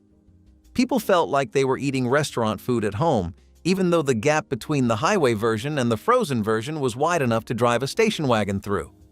The frozen line expanded to include macaroni and cheese, chicken croquettes, and other restaurant staples. But Howard Johnson, the restaurant chain, started closing locations through the 1970s, and the frozen dinners lost their anchor. Without those orange roofs reminding people what the brand stood for, the trays stopped moving. The frozen line disappeared entirely. Today, the Howard Johnson name belongs to a budget hotel chain, and almost nobody remembers you could once pull a fried clam platter out of your home freezer with that same logo on the box. Number 20. Cold fried chicken wrapped in wax paper. This was the centerpiece of every family picnic in the early 1960s, but you did not eat it hot. You fried it the night before or at 5 in the morning, let it cool on a wire rack, then wrapped each piece in wax paper and packed it standing up in a brown paper bag. The coating set firm as it cooled, and by noon it had a crust that gave a quiet snap when you took a bite. Thighs and drumsticks were the picnic pieces. Breasts dried out. Most women seasoned the flour with salt, pepper, garlic powder, and a touch of cayenne, and the fat came from a coffee can of saved drippings or a tin of Crisco in a cast-iron skillet. The chicken traveled without a warming tray. You pulled it from the paper and ate it with your hands, and it tasted exactly the way summer was supposed to. Number 20. Peanut butter toast with sliced banana. Working mothers leaned on this one hard because it fed a child standing up if it had to. You toasted the bread, spread it thick with peanut butter while it was still warm so it melted into the holes, then laid slices of banana across the top in a neat row. Some kitchens drizzled a thin line of honey or a sprinkle of sugar over it. Peanut butter was a kitchen staple in the 1960s, sitting in a wide jar that never seemed to empty, and a banana cost a few cents at the corner market. The whole thing held together in one hand, which mattered when the bus was coming. For an older person now, it is just as kind. Protein from the peanut butter, soft banana that is easy to chew, and no stove involved at all. It is the rare breakfast that crossed every age in the house and never needed a recipe card to remember. Number 24. Tomato gravy on toast. Canned tomatoes were her own from August of 1967, 50-quart jars stacked in the cellar 2 shelves high, sealed with paraffin and a metal ring. By February, the green beans were gone and the corn was gone, and you reached for what was left. Your grandmother heated a pint jar in a saucepan with bacon grease, a spoon of flour, pepper, and a touch of brown sugar, and ladled it over toast. Breakfast for your 5 aunts and uncles, served with a pitcher of cold milk. The whole pan ran under 15 cents. They ate it because they had to. And the tomato gravy itself was an old Depression-era trick, the way you turned the last jar of summer into a hot Sunday breakfast in February. 40 years later, those same children ordered it from waitresses in Tennessee diners and called it the closest thing to home on the menu. Number 20. Circus peanuts. Before dollar stores, there was the general store jar. In rural communities across the Midwest, small towns in Indiana, Ohio, and Illinois, circus peanuts sat in glass jars on the counter of the dry goods store.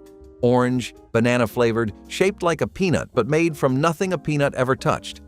They were sold by the piece at about 1 cent each through most of the 1950s and 1960s. Children who grew up in those communities remember them as the candy you got when you had only a penny and couldn't decide. Adults who grew up eating them either love them fiercely or find them baffling. There is no middle ground. The banana flavor came from an artificial extract that was the same formula used in banana-flavored medicine. They were simple. They were cheap. They were everywhere. That was enough. Chicken ham pinwheels were the quiet workhorse of the 60s appetizer table. Easy to overlook next to something flambéed, but the first thing gone once the trays came out. The method was specific. A slice of thin white bread rolled flat with a heavy rolling pin until almost translucent, spread edge to edge with finely chopped cooked chicken, crumbled bacon, mayonnaise, and pimiento, then rolled into a log, wrapped in wax paper, and refrigerated 2 hours before being sliced crosswise into rounds. The technique nobody explained clearly was the pressure. Too light and the bread tore, too hard and it compressed into something useless. You figured it out by feel after the second batch, and after that, the knowledge lived in your hands. The rolls held a clean spiral when sliced because the bread was compressed rather than simply wrapped. An asparagus spear or thin pickle rolled into the center added color. Women who made these for bridge clubs in the 60s did dozens in under an hour. That hour of knowledge left with them. Penuche fudge was the brown sugar cousin of traditional chocolate fudge, its name derived from Mexican Spanish for raw sugar and flavor reminiscent of pralines and caramel. Unlike chocolate fudge masking imperfect technique with strong cocoa, Penuche demanded precision since delicate brown sugar and butter revealed every mistake in temperature or timing. The candy required cooking brown sugar, butter, and milk to soft ball stage, then beating until the mixture thickened and lost its gloss, transformation happening suddenly, requiring immediate pouring before fudge seized. The finished candy had maple-like sweetness with butterscotch undertones, often studded with pecans complementing caramelized depth. Southern and Midwestern families cherished Penuche, considering chocolate fudge common, while Penuche demonstrated real skill. Church bake sales and holiday gift boxes featured this confection prominently. Penuche has largely disappeared from Christmas selections, overshadowed by chocolate varieties forgiving imperfect execution. Springerl were those pale, embossed German cookies that looked almost too beautiful to eat, their surfaces pressed with intricate designs of flowers, animals, and Christmas scenes.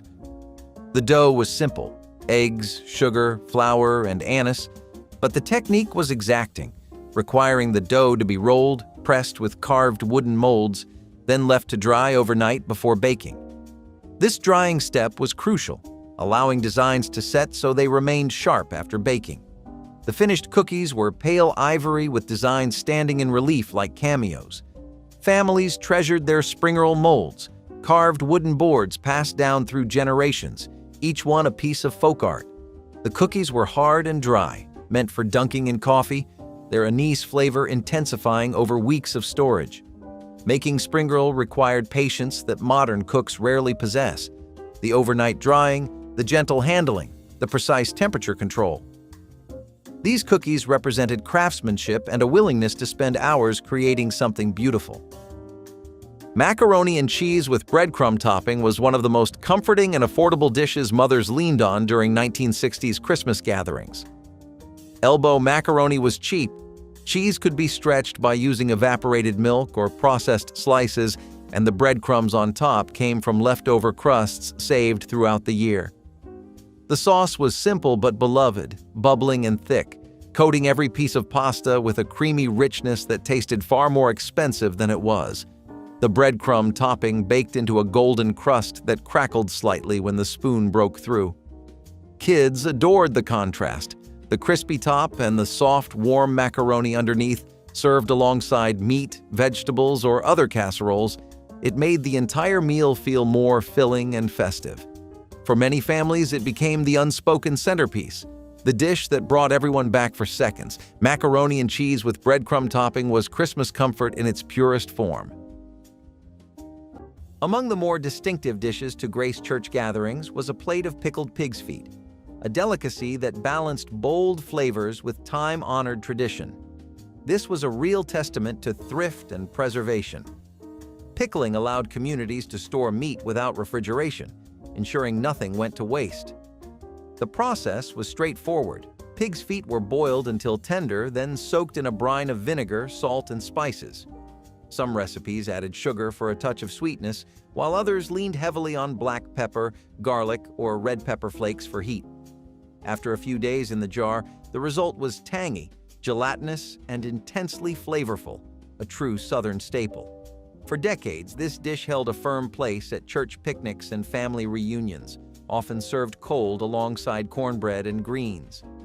But as processed foods and fast meals took over, dishes requiring days of patience and an adventurous palate started disappearing.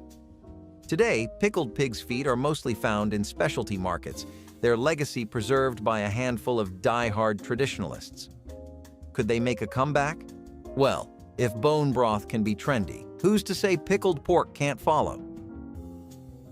Some vegetables never quite escape their reputation. The rutabaga, a humble root often mistaken for a turnip, spent much of its history as survival food, cheap, abundant, and a reliable staple during hard times.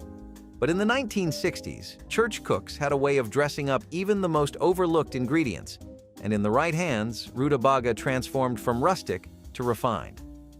Number 19. Rice and canned tomatoes. Cook a pot of plain white rice, open a can of stewed tomatoes, pour the tomatoes over the rice, and add salt and a spoonful of bacon grease if you had any left in the coffee can beside the stove. In the rural South, this was not a side dish. This was supper. Whole families sat around the table and ate bowls of it in silence on the nights between paydays when the icebox held nothing else worth heating. The rice came from a cloth sack bought at the general store for a few cents a pound. The tomatoes came from the shelf in the cellar where your mother had canned them the previous August, standing over a pot of boiling water with jars lined up on the counter like soldiers, sealing each one with a rubber ring and a prayer that the seal would hold through February. The combination was soft and warm and tasted like the garden even in the dead of winter. Some families added a chopped onion to the pot. Others stirred in a beaten egg at the end and let the heat cook it into ribbons through the tomato. Nobody wrote it down. Nobody called it a recipe. It was just what you ate when you had rice and you had tomatoes and you had nothing else. Preachers' wives served it after Wednesday night Bible study. Widows ate it alone at the kitchen table with the radio on. And children who grew up eating it still crave the taste of stewed tomatoes over white rice on cold nights when the world feels heavier than it should. Number 19. Country ham and red-eye gravy. Country ham was salt-cured for months in a smokehouse, sometimes for a full year, until the meat turned dark red and the flavor concentrated into something sharp and intense. You sliced it thin and fried it in a dry skillet, and the salt hit the heat and the kitchen filled with a smell that could wake up every person in the house. The real magic was what happened after the ham came out of the pan. You poured black coffee straight into the hot skillet with the ham drippings, and it sizzled and bubbled and turned into a thin, dark gravy that looked like muddy water but tasted like nothing else in American cooking. That was red-eye gravy. The name supposedly came from Andrew Jackson telling his cook to bring him gravy as red as his eyes after a long night. Whether that story is true or just Appalachian folklore, the gravy itself was as real as the cast iron it was made in. You spooned it over biscuits or grits or right back over the ham itself, and the bitterness of the coffee cut through the salt of the meat in a way that no cream gravy ever could. Country ham cost more than salt pork or streak a lean, but a single cured ham could last a family deep into winter because you only sliced off what you needed each morning. The rest hung in the smokehouse, getting drier and more concentrated. In the mountains of Virginia and the hollers of eastern Kentucky and Tennessee, red-eye gravy was as standard at breakfast as the sun coming up. Some cooks added a pinch of sugar to the coffee before pouring it in. Others let the drippings brown a little longer before deglazing. The differences were small and the arguments about them were not. But every version started the same way: ham in a hot skillet, coffee in the drippings, and biscuits waiting on the plate. Number 20. Shrimp de jonge. Whole shrimp layered in a baking dish, buried under a crust of garlic butter, dry sherry, and seasoned breadcrumbs, then baked until the top went golden and the shrimp curled tight. This was a Chicago original. The de Jonge brothers ran a hotel in downtown Chicago around the turn of the century, and their kitchen created a dish that became one of the most ordered appetizers in the city for decades. Supper clubs across the Midwest adopted it as a main course by doubling the portion and serving it with a baked potato and a wedge of iceberg lettuce. The garlic was the tell. You could smell it when the plate left the kitchen. It was unapologetically strong, the kind of aroma that followed you home and stayed in your coat. The dish faded because the sherry and the butter made it costly to prepare well, and no shortcut ever captured the original. Number 20. Welsh Rarebit. Cheddar cheese melted down with a splash of Worcestershire sauce, sometimes a little beer, poured hot over a thick piece of toast. Woolworths served it as a lunch special, usually with a pickle on the side. The name sounded fancy. The dish was anything but. It was melted cheese on bread with a kick, and it cost about as much as a grilled cheese but felt like twice the meal. Welsh Rarebit had been around for centuries, but the Woolworths version stripped it down to its simplest form.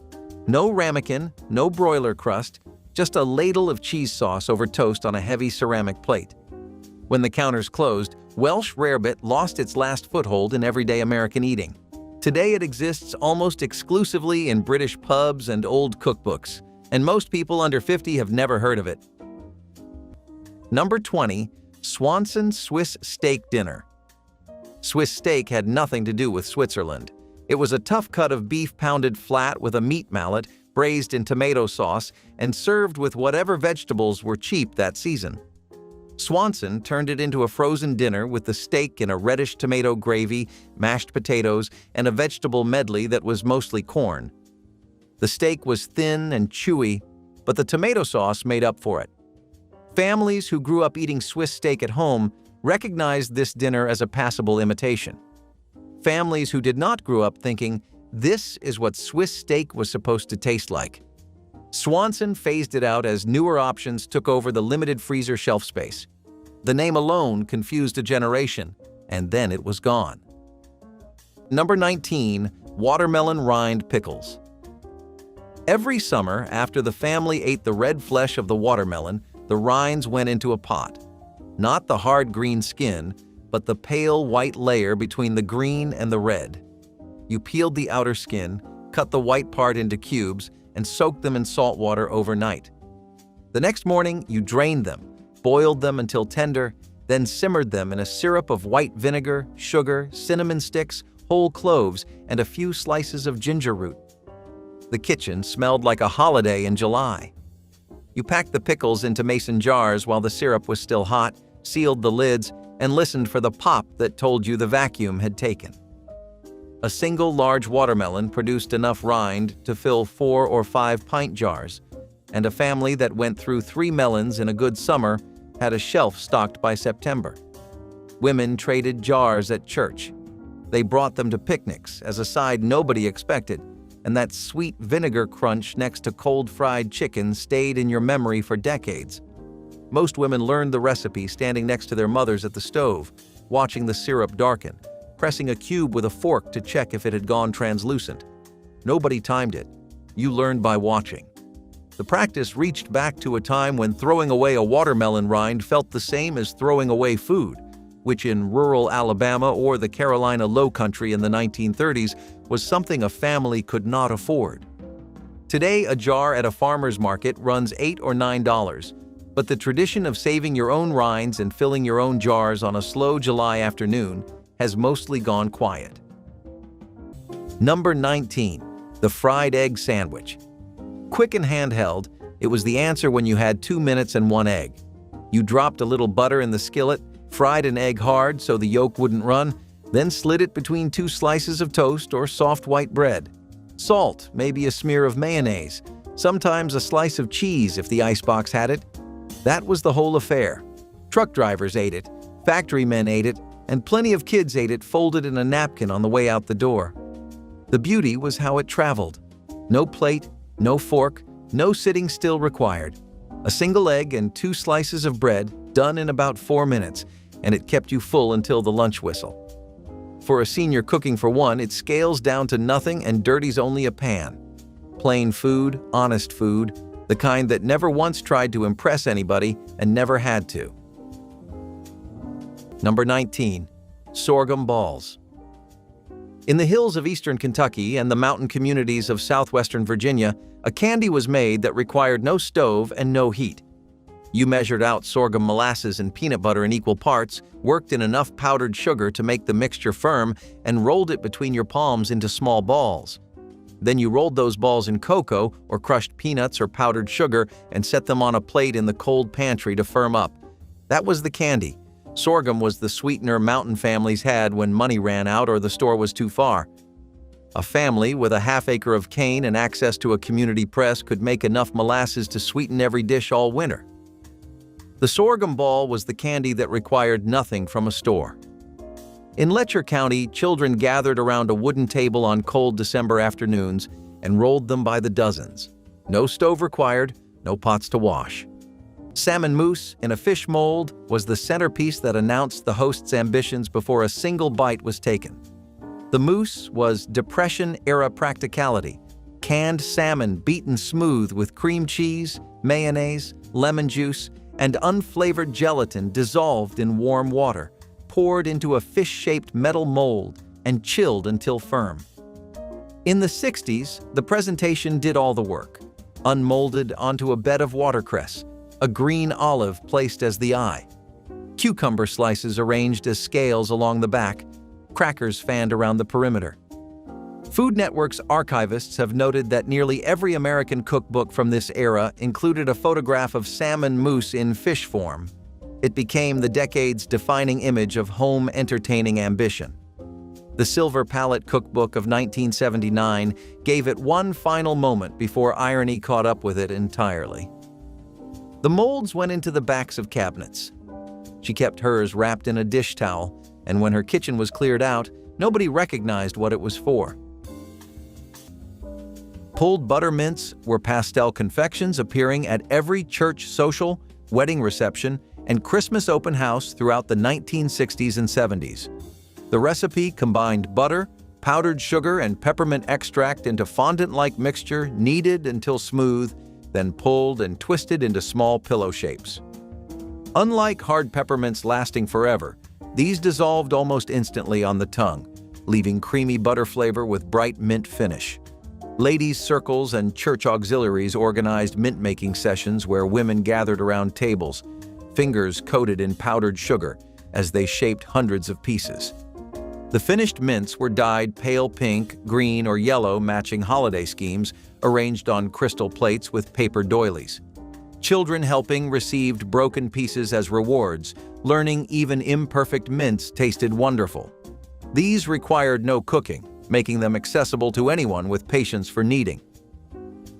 Today's commercial butter mints approximate texture but lack fresh peppermint intensity. Sugar plums were those mysterious confections immortalized in holiday stories, yet few modern cooks could tell you what they actually were.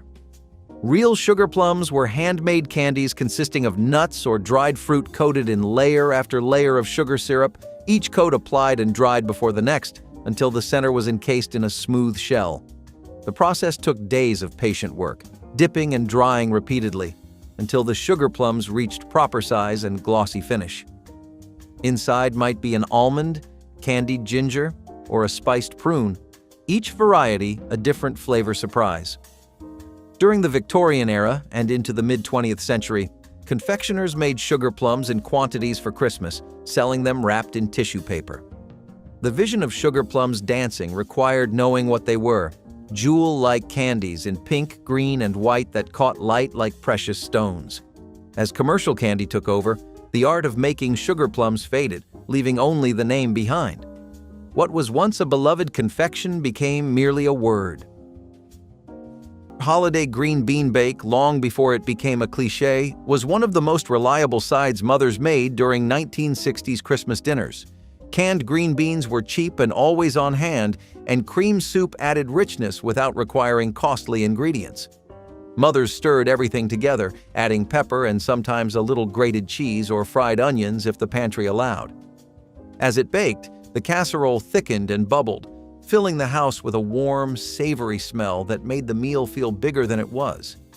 Kids enjoyed it because every bite was creamy and tender, with just enough texture to keep it interesting. It sat on Christmas tables proudly, Not because it was fancy, but because it was dependable, filling, and comforting. Holiday green bean bake was the quiet hero of the feast, long before it appeared in every magazine and cookbook in the decades that followed. A soufflé might seem like an ambitious choice for a potluck, but this dish was surprisingly forgiving. The preparation was simple: boiled rutabaga mashed until smooth, combined with eggs, butter, and a touch of sugar, then baked until light and airy. The result was a velvety, slightly sweet dish with a golden crust, far from the bland boiled roots that some tried to avoid. For Sunday dinners and holiday gatherings, this was a way to make an everyday vegetable feel special.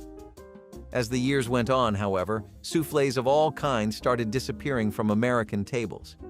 The rise of casseroles, quick breads, and instant side dishes made delicate baked dishes seem like too much effort. But with modern food trends celebrating farm-to-table produce and vintage recipes, the rutabaga soufflé might just be ready for a comeback. Number 18. Crackers and potted meat. Open the small flat tin, spread the potted meat on saltine crackers with a butter knife, and eat them standing at the kitchen counter. That was lunch for men who worked second shift and did not have time to sit down. Potted meat cost pennies per tin, and the saltines were always in the cabinet because they went with everything.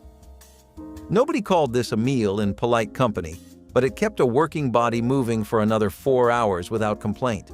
The taste was salty and concentrated. The texture was smooth and dense, and if you did not spend too long thinking about what was actually inside that tin, you did just fine. Number 17. Egg in a basket. A slice of day-old bread, a hole torn in the center with your fingers or cut out with the rim of a drinking glass, and then the whole thing went into a buttered skillet.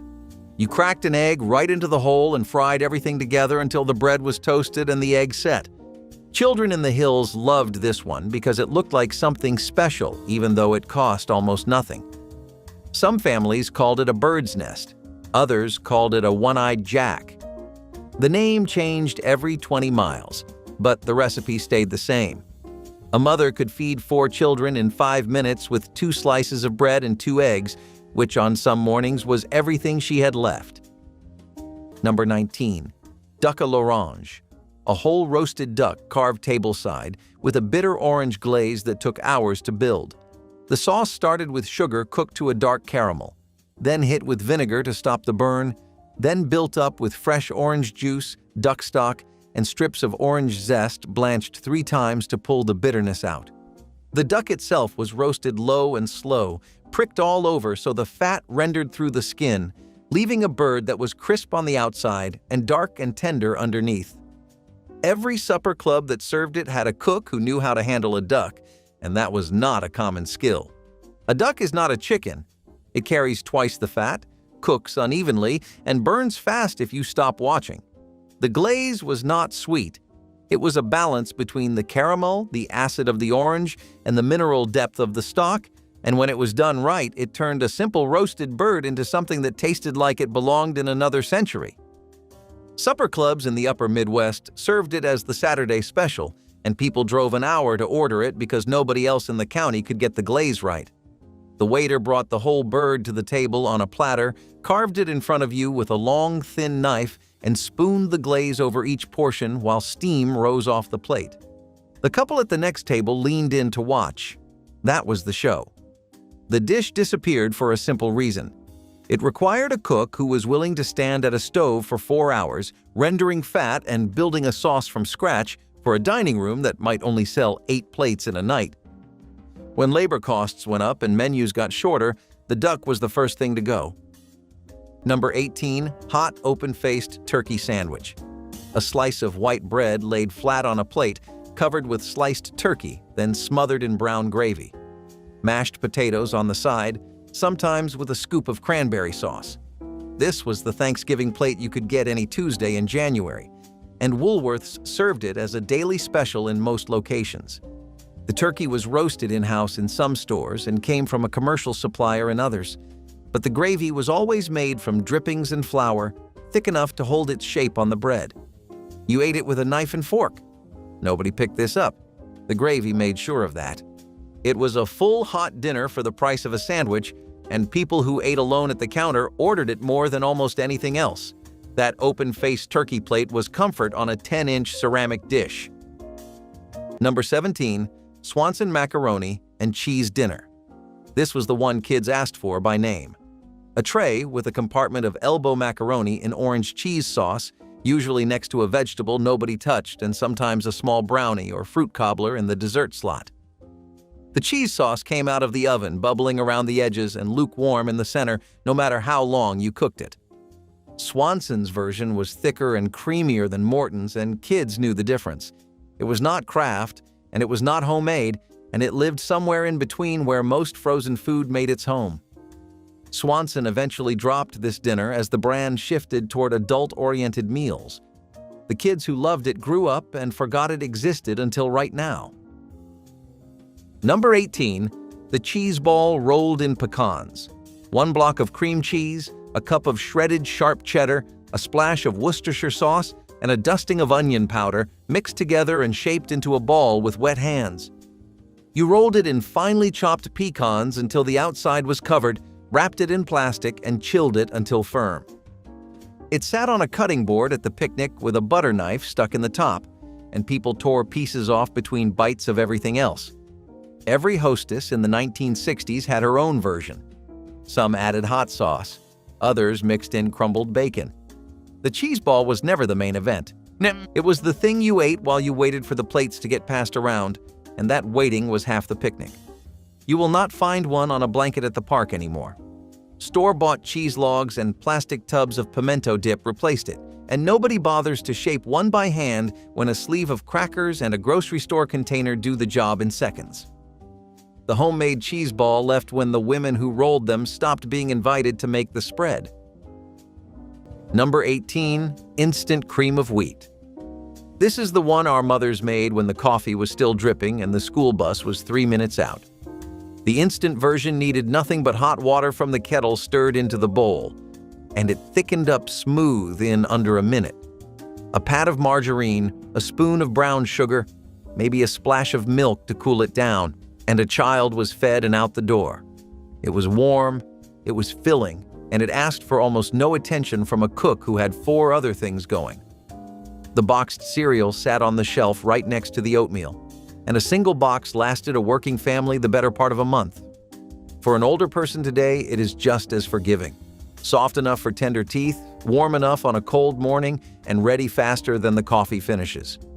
Sometimes the fastest breakfast in the house was also the one that felt most like being cared for. Number 27. Fried apples with bacon. Stamen wine saps and June apples had been picked the previous fall by your great-uncle and stored in the cellar under a cloth. By February, they had wrinkled some, but a sharp knife took the skin off in long curls. 3 apples went into a skillet with 2 slices of fatty bacon and a spoonful of brown sugar. The bacon rendered slow, the apples soaked up the fat and the sugar, and they took on the color of dark honey. It was a Saturday breakfast served alongside fried eggs and cat head biscuits. The skillet went onto the supper table still smoking. Number 18. Vinegar taffy. The first time someone describes vinegar taffy to a person who has never eaten it, the reaction is usually a look. Vinegar. In candy.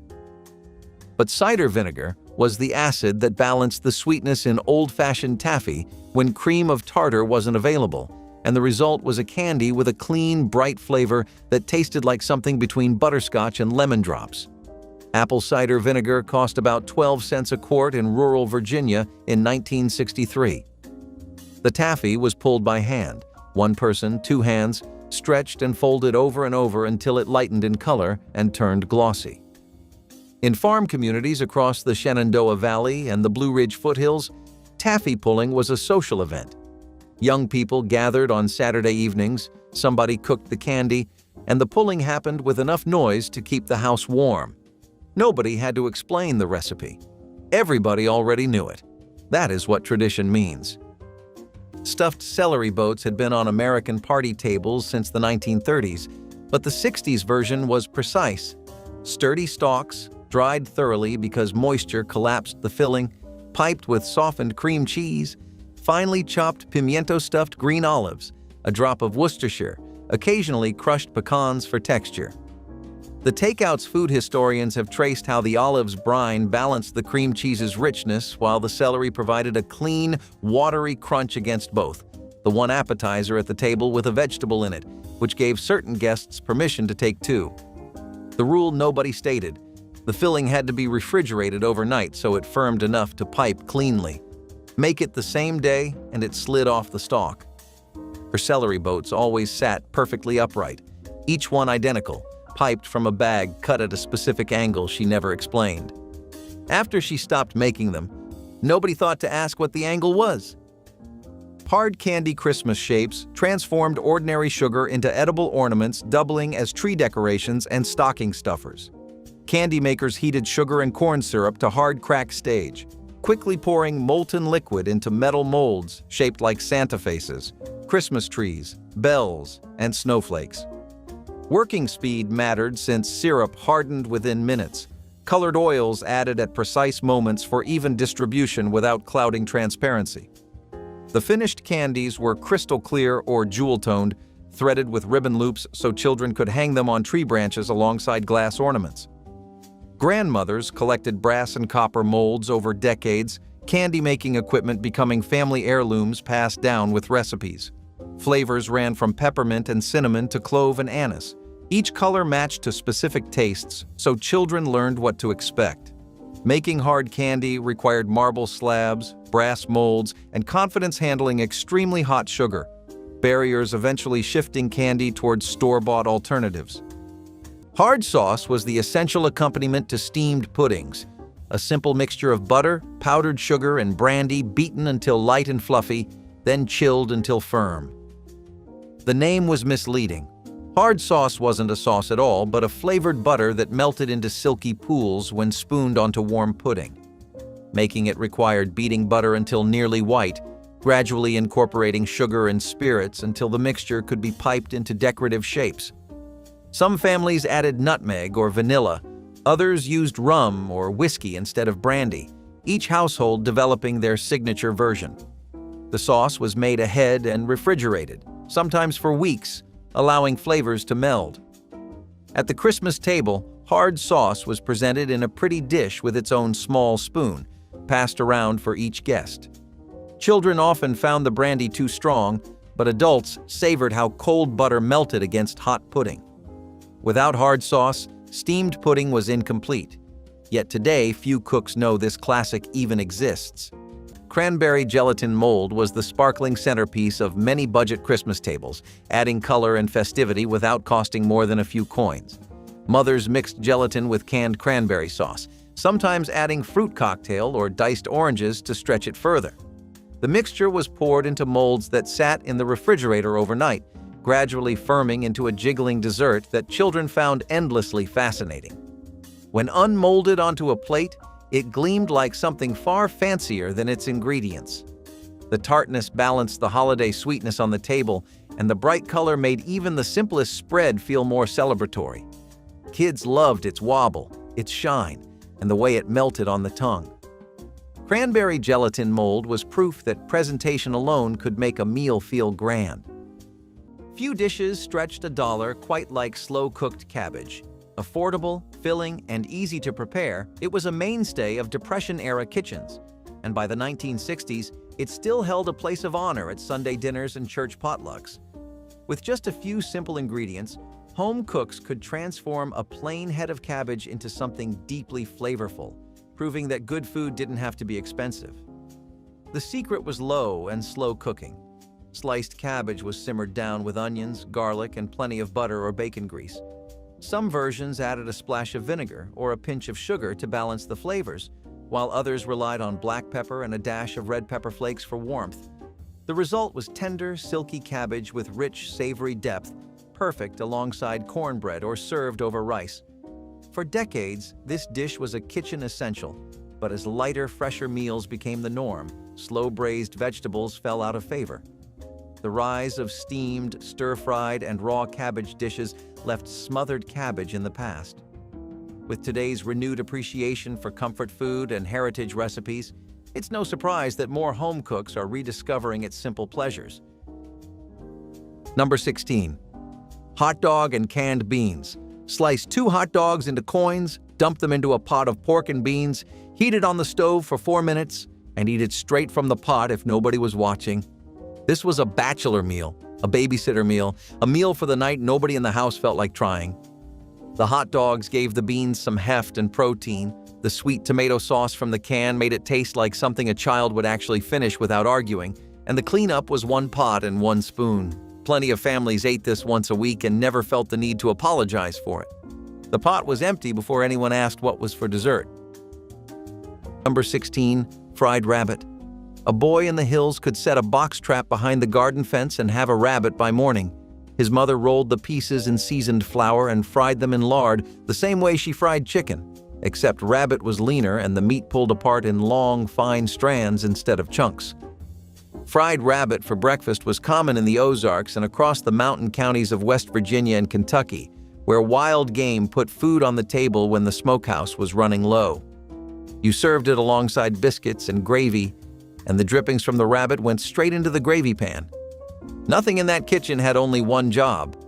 The grease cooked the meat, flavored the gravy, and seasoned the skillet for tomorrow.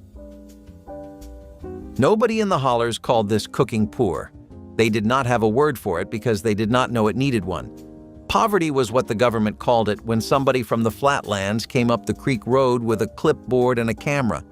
To the people living there, breakfast was just breakfast. You woke up, you built a fire, you cooked what was in the house. The United States Department of Agriculture started sending surplus food into Appalachia in the early 1960s, and some families took it and some did not. The ones who refused had their reasons. A woman who could kill a chicken at dawn, dress it, and fry it before the school bus came did not need a government man explaining what to eat for breakfast. Number 18, sole almondine. A delicate fillet of sole, lightly floured and pan-fried in clarified butter until the edges went crisp, then topped with toasted sliced almonds and a squeeze of fresh lemon. This was the fish dish for people who said they did not like fish. The sole was mild, almost sweet, and the butter and almonds gave it a richness that felt indulgent without being heavy. Supper clubs kept it on the menu as the safe option, the dish the waitress recommended when someone at the table looked overwhelmed by the rest of the menu. The almonds had to be toasted fresh. Stale almonds ruined the whole plate, and every cook who made it knew the difference between golden and burned was about 15 seconds. The dish disappeared when sole became difficult to source. Restaurants switched to tilapia and cod, and the refinement went with it. Number 17. Soda crackers and milk. Crumble a handful of saltine crackers into a bowl, pour cold milk over them, and eat it with a spoon before the crackers dissolved completely. Some people added sugar. Most did not. The crackers softened fast and turned into something between cereal and mush, bland and filling and quick enough that a person could eat it standing at the counter and be done before the milk had time to settle. Children ate this when they were sick and could not keep anything heavy down. Old men ate this when chewing hurt, and pride kept them from saying so. Families ate this on the nights between grocery trips when the bread was gone and the cereal box was empty, and nobody had the energy to pretend the situation was anything other than what it was. Number 18. Corn pone. Cornmeal, water, a pinch of salt, and a spoonful of lard. No eggs, no milk, no baking powder. You shaped corn pone by hand into flat oval cakes and laid them in a greased skillet or directly on a hot stone near the fire. The outside went crunchy, and the inside stayed dense and slightly gritty. In the poorest parts of Appalachia, corn pone was breakfast, lunch, and supper. You ate it with whatever you had. A smear of butter if the cow was giving milk, a spoonful of beans if there were leftovers from the night before, or plain with nothing but a cup of coffee to wash it down. The recipe has not changed in 200 years because there was nothing to change. Number 17. Baked stuffed shrimp. Jumbo shrimp split down the back, filled with a crab and breadcrumb stuffing held together with melted butter and a splash of sherry, then baked until the stuffing turned golden and the shrimp curled around it like a fist. This was often the most expensive plate on the supper club menu, and people ordered it anyway because nothing else combined 2 shellfish in a single bite like that. The stuffing was the heart of it. Real crab meat, not imitation. mixed with hand-torn breadcrumbs and seasoned with Old Bay and a touch of dry mustard. Each shrimp was stuffed by hand, one at a time, and a plate of 6 could take 20 minutes of prep for a single order. The dish held its place for decades because it delivered exactly what the price promised. When both shrimp and crab climbed in cost through the 1980s, the math stopped working. Number 19. Deviled ham sandwich. Underwood deviled ham spread straight from the red can with the devil on the label, smeared on white bread, sometimes with a thin layer of yellow mustard, sometimes with nothing else at all. This was one of the cheapest sandwiches on the Woolworths menu, and for a lot of people it was the first time they ever tasted deviled ham. The can cost pennies. The labor cost was 0. You opened the can, you spread it, you served it. No cooking, no heating, no skill required. And yet, it tasted like something. That salty, finely ground pork paste with its smoky pepper bite was oddly addictive. Kids loved it because it came from a can with a cartoon devil. Adults loved it because it was filling and it cost almost nothing. Woolworth's lunch counters moved through cases of Underwood deviled ham every week. The spread had been around since the 1860s, making it one of the oldest branded food products in the country. But the lunch counter sandwich was the version that put it in front of millions of people who never would have bought the can at a grocery store. The waitress would set it down on a small plate next to a handful of potato chips and a pickle spear, and that was lunch. No sides menu, no upsell, just a sandwich that cost a dime and tasted like it cost more. When Woolworths disappeared, the deviled ham sandwich disappeared from public life along with it. You can still buy the can today at most grocery stores. The red devil is still on the label, and the recipe inside has barely changed. But nobody is spreading it on bread behind a lunch counter and sliding it across to you on a ceramic plate for pocket change. The deviled ham sandwich was never going to end up on a restaurant menu. It was too cheap, too simple, too plain for that. It needed a place like Woolworths to exist in public, and when that place was gone, the sandwich went back into kitchens and packed lunches where no one could see it. Number 18. Banquet Veal Parmigiana Dinner. Veal Parmigiana sounds fancy until you see what Banquet did with it. A thin cutlet breaded and fried, covered in tomato sauce and a square of cheese that melted into a rubbery sheet. The sides were spaghetti and sauce and green beans. The cutlet was so thin you could almost see through it, and what Banquet called veal was generous by any measure. But the name carried weight.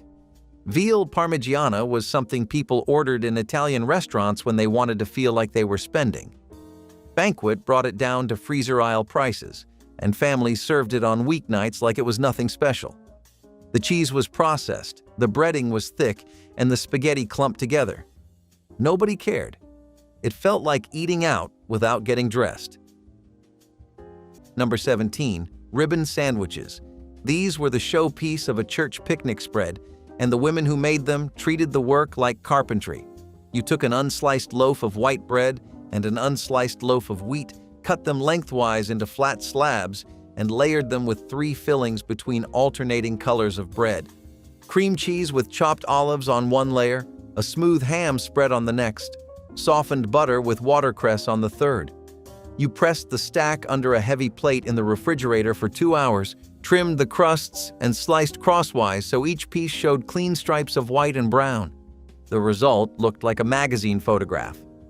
Ribbon sandwiches required time, a serrated knife, and a steady hand. That is why they disappeared when the women who made them stopped hosting. Number 17. Carnation Instant Breakfast. Carnation rolled this out in 1964 and aimed it straight at the young moderns in a hurry, the families who no longer had 20 minutes to sit at a table.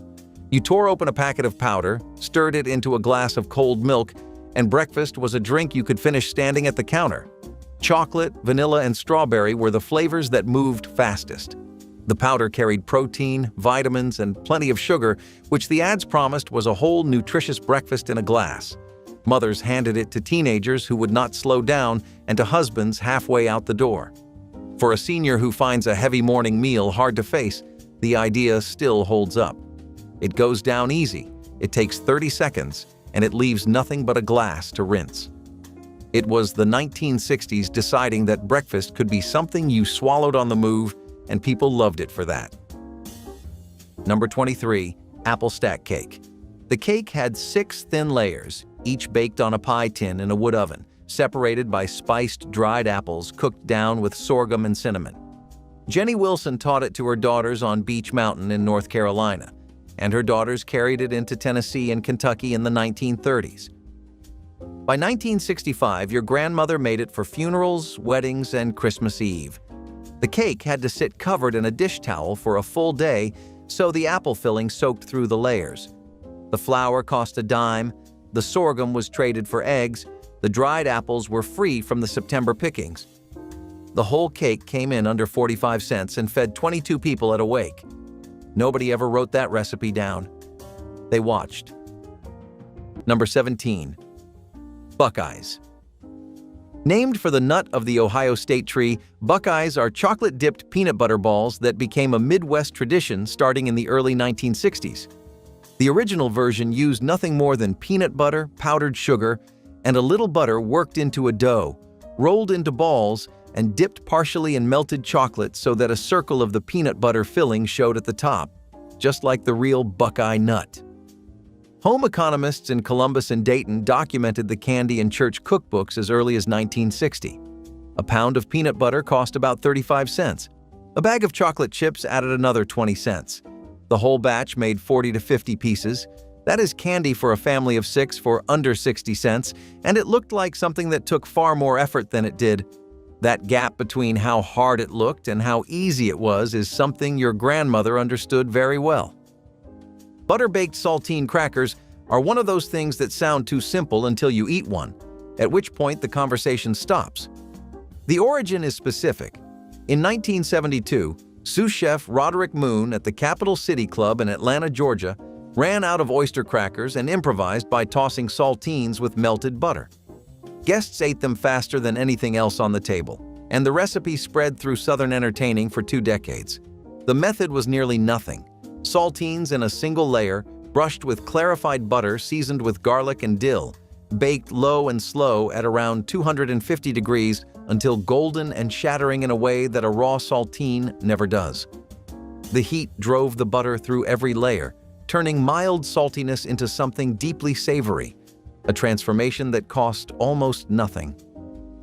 They appeared in bread baskets and on cocktail tables through the 1970s and 80s, then quietly stopped as the patience for small, careful alchemy went out of fashion. Candied citrus peel transformed what most families threw away into glistening confections, elevating Christmas baking and candy dishes. The process began with thick-skinned oranges, lemons, or grapefruits, whose peels were cut into strips and boiled repeatedly to remove bitterness before simmering in sugar syrup until translucent. The softened peels were rolled in granulated sugar and dried on racks, emerging as chewy sweet treats with intense citrus flavor and slight bitter edge sophisticated palates appreciated. Frugal housewives loved this candy because it cost almost nothing, using peels that would otherwise go to waste while producing something impressive. The finished candied peel appeared in fruitcakes, on cookie platters, and dipped in dark chocolate for elegant gifts. Children often found the flavor too intense, but adults savored complexity, separating homemade from artificially colored commercial versions. Some families candied citrus from backyard trees, making this confection celebration of harvest and thrift. Candied citrus peel was the jewel-like garnish decorating Christmas cakes and cookies. Strips of orange, lemon, and grapefruit rind transformed through days of simmering into translucent, sugar-crusted confections. The process began by scoring citrus rinds and soaking them in water for days, changing the water repeatedly to remove bitterness. Then came slow simmering in increasingly concentrated sugar syrups, the peels gradually absorbing sweetness while maintaining their shape. The final step was drying, either air-dried on racks or rolled in granulated sugar for a crystalline coating. The finished peels could be dipped in chocolate, chopped into fruitcakes, or eaten as candy, each piece a concentrated burst of citrus tempered by sweetness. During the 1960s, no Christmas fruitcake was complete without homemade candied peel. Making it required unhurried time that Christmas preparations once demanded, days of attention and watching the transformation happen. The peels kept for months, allowing cooks to prepare them well in advance. Stuffed cabbage rolls were the quiet winter champions of many 1960s holiday meals, especially in large families where stretching meat was a necessity. Cabbage was cheap and filled an entire pot with almost no effort. Mothers mixed ground beef with rice, onions, salt, and pepper, forming small bundles that were wrapped tightly in cabbage leaves. The rolls simmered slowly in tomato sauce until the flavors blended into something warm and deeply comforting. Kids loved cutting into them and watching the steam drift upward, revealing the savory filling inside. With bread on the side, stuffed cabbage rolls made Christmas feel hearty even when budgets were stretched thin. It was a meal that combined thrift with love, wrapping simple ingredients into something special. The right condiment can elevate a meal, and in 1960s church kitchens, a well-crafted chutney was a treasured staple. It was about creating harmony. If a dish was too sweet, a touch of tartness provided contrast. If it felt too rich, a bit of spice added intrigue. Among them all, cranberry chutney stood out for its remarkable versatility. Unlike the smooth, jellied cranberry sauce that became a holiday staple, this chutney had texture and bold personality. Whole cranberries were simmered with sugar, vinegar, and warm spices like cinnamon and cloves. Some recipes included diced apples for extra sweetness, while others added a handful of raisins or even a splash of citrus juice. It was served alongside ham, turkey, or even a simple biscuit, adding just the right amount of tang and depth to any dish. So, what happened? The rise of convenience foods pushed homemade condiments aside. Canned cranberry sauce became the standard, and the idea of simmering a pot of chutney from scratch seemed like too much effort. But with modern palates embracing bold flavors and artisanal spreads, maybe it's time for a chutney revival. Number 15. Sugar bread. Take a slice of white bread, spread soft butter or margarine across it, and sprinkle white sugar on top. Fold it in half and eat it over the sink.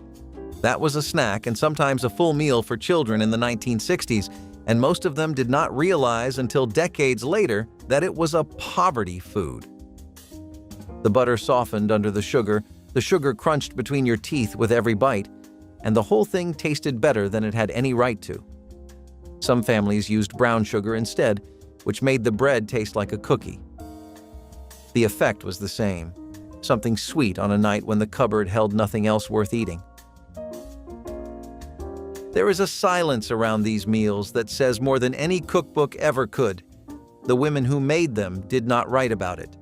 They did not share recipes because there were no recipes to share. You opened what you had. You heated what you could. And you put it in front of the people you loved without a single word of apology. The 1960s had a strange relationship with food. Magazines showed elaborate dinner parties with molded gelatin salads and glazed hams.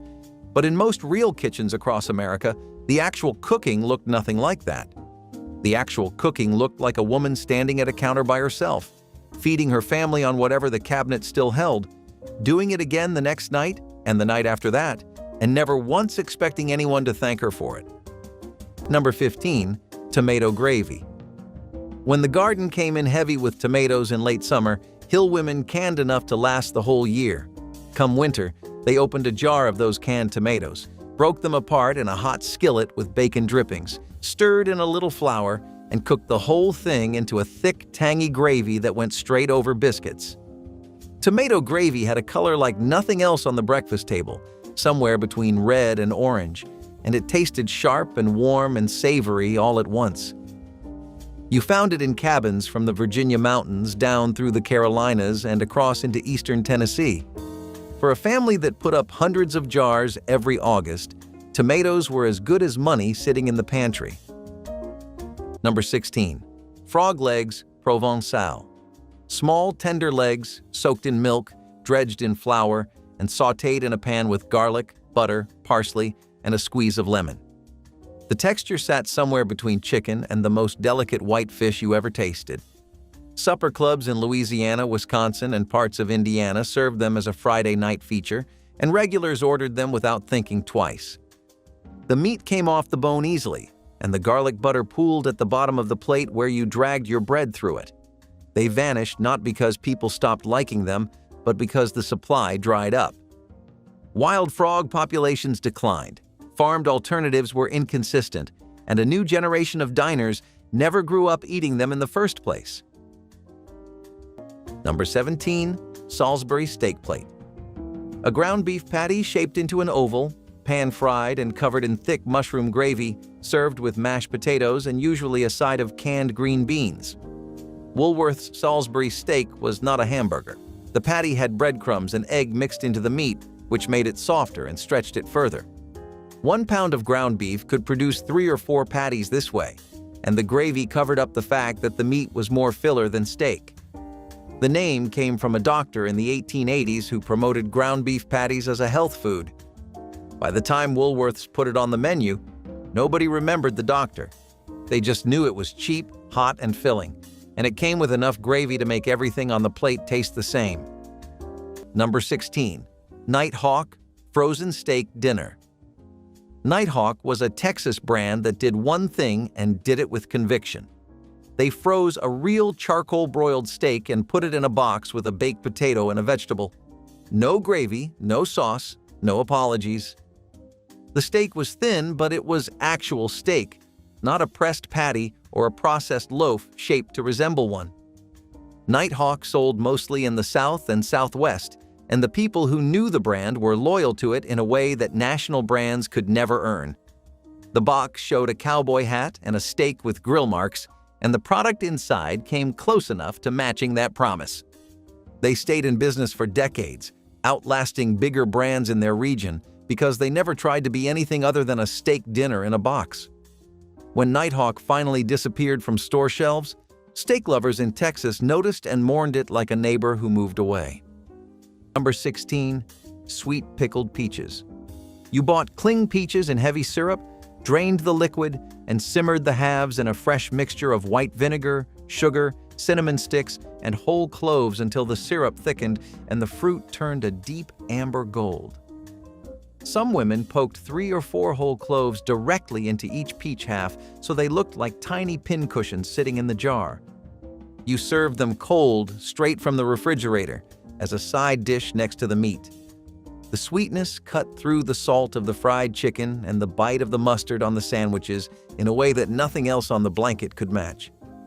Every Southern grandmother had a version on the pantry shelf, lined up next to the pickled okra and the bread and butter pickles. Sweet pickled peaches were a fixture at holiday tables and summer spreads from the 1940s straight through the end of the 1960s. The tradition of spicing them yourself and bringing a full jar to a summer gathering is gone. Number 16. The Brown Sugar Cinnamon Pop-Tart. Kellogg's set this loose on the country in September of 1964, and the test stores in Cleveland sold clean out almost overnight. The whole pitch was speed. You dropped the foil-wrapped pastry straight into the toaster, and a minute later out came a warm, sweet rectangle with no plate, no spoon, and no stove. Brown sugar cinnamon was a favorite from the very first batch, along with strawberry and blueberry. For a busy family, it felt like a small miracle. Breakfast that a child could fix alone before anyone else was awake. Older folks remember it as the moment breakfast stopped being something you cooked and started being something you popped down. It is not health food and nobody pretended it was. But for a quick warm bite with morning coffee, the brown sugar cinnamon one still tastes exactly like a 1960s kitchen on a school day.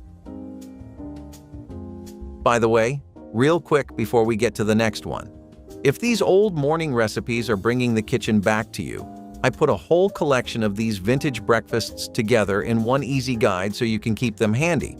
You will find the link down in the description below this video. Now let's get back to the countdown.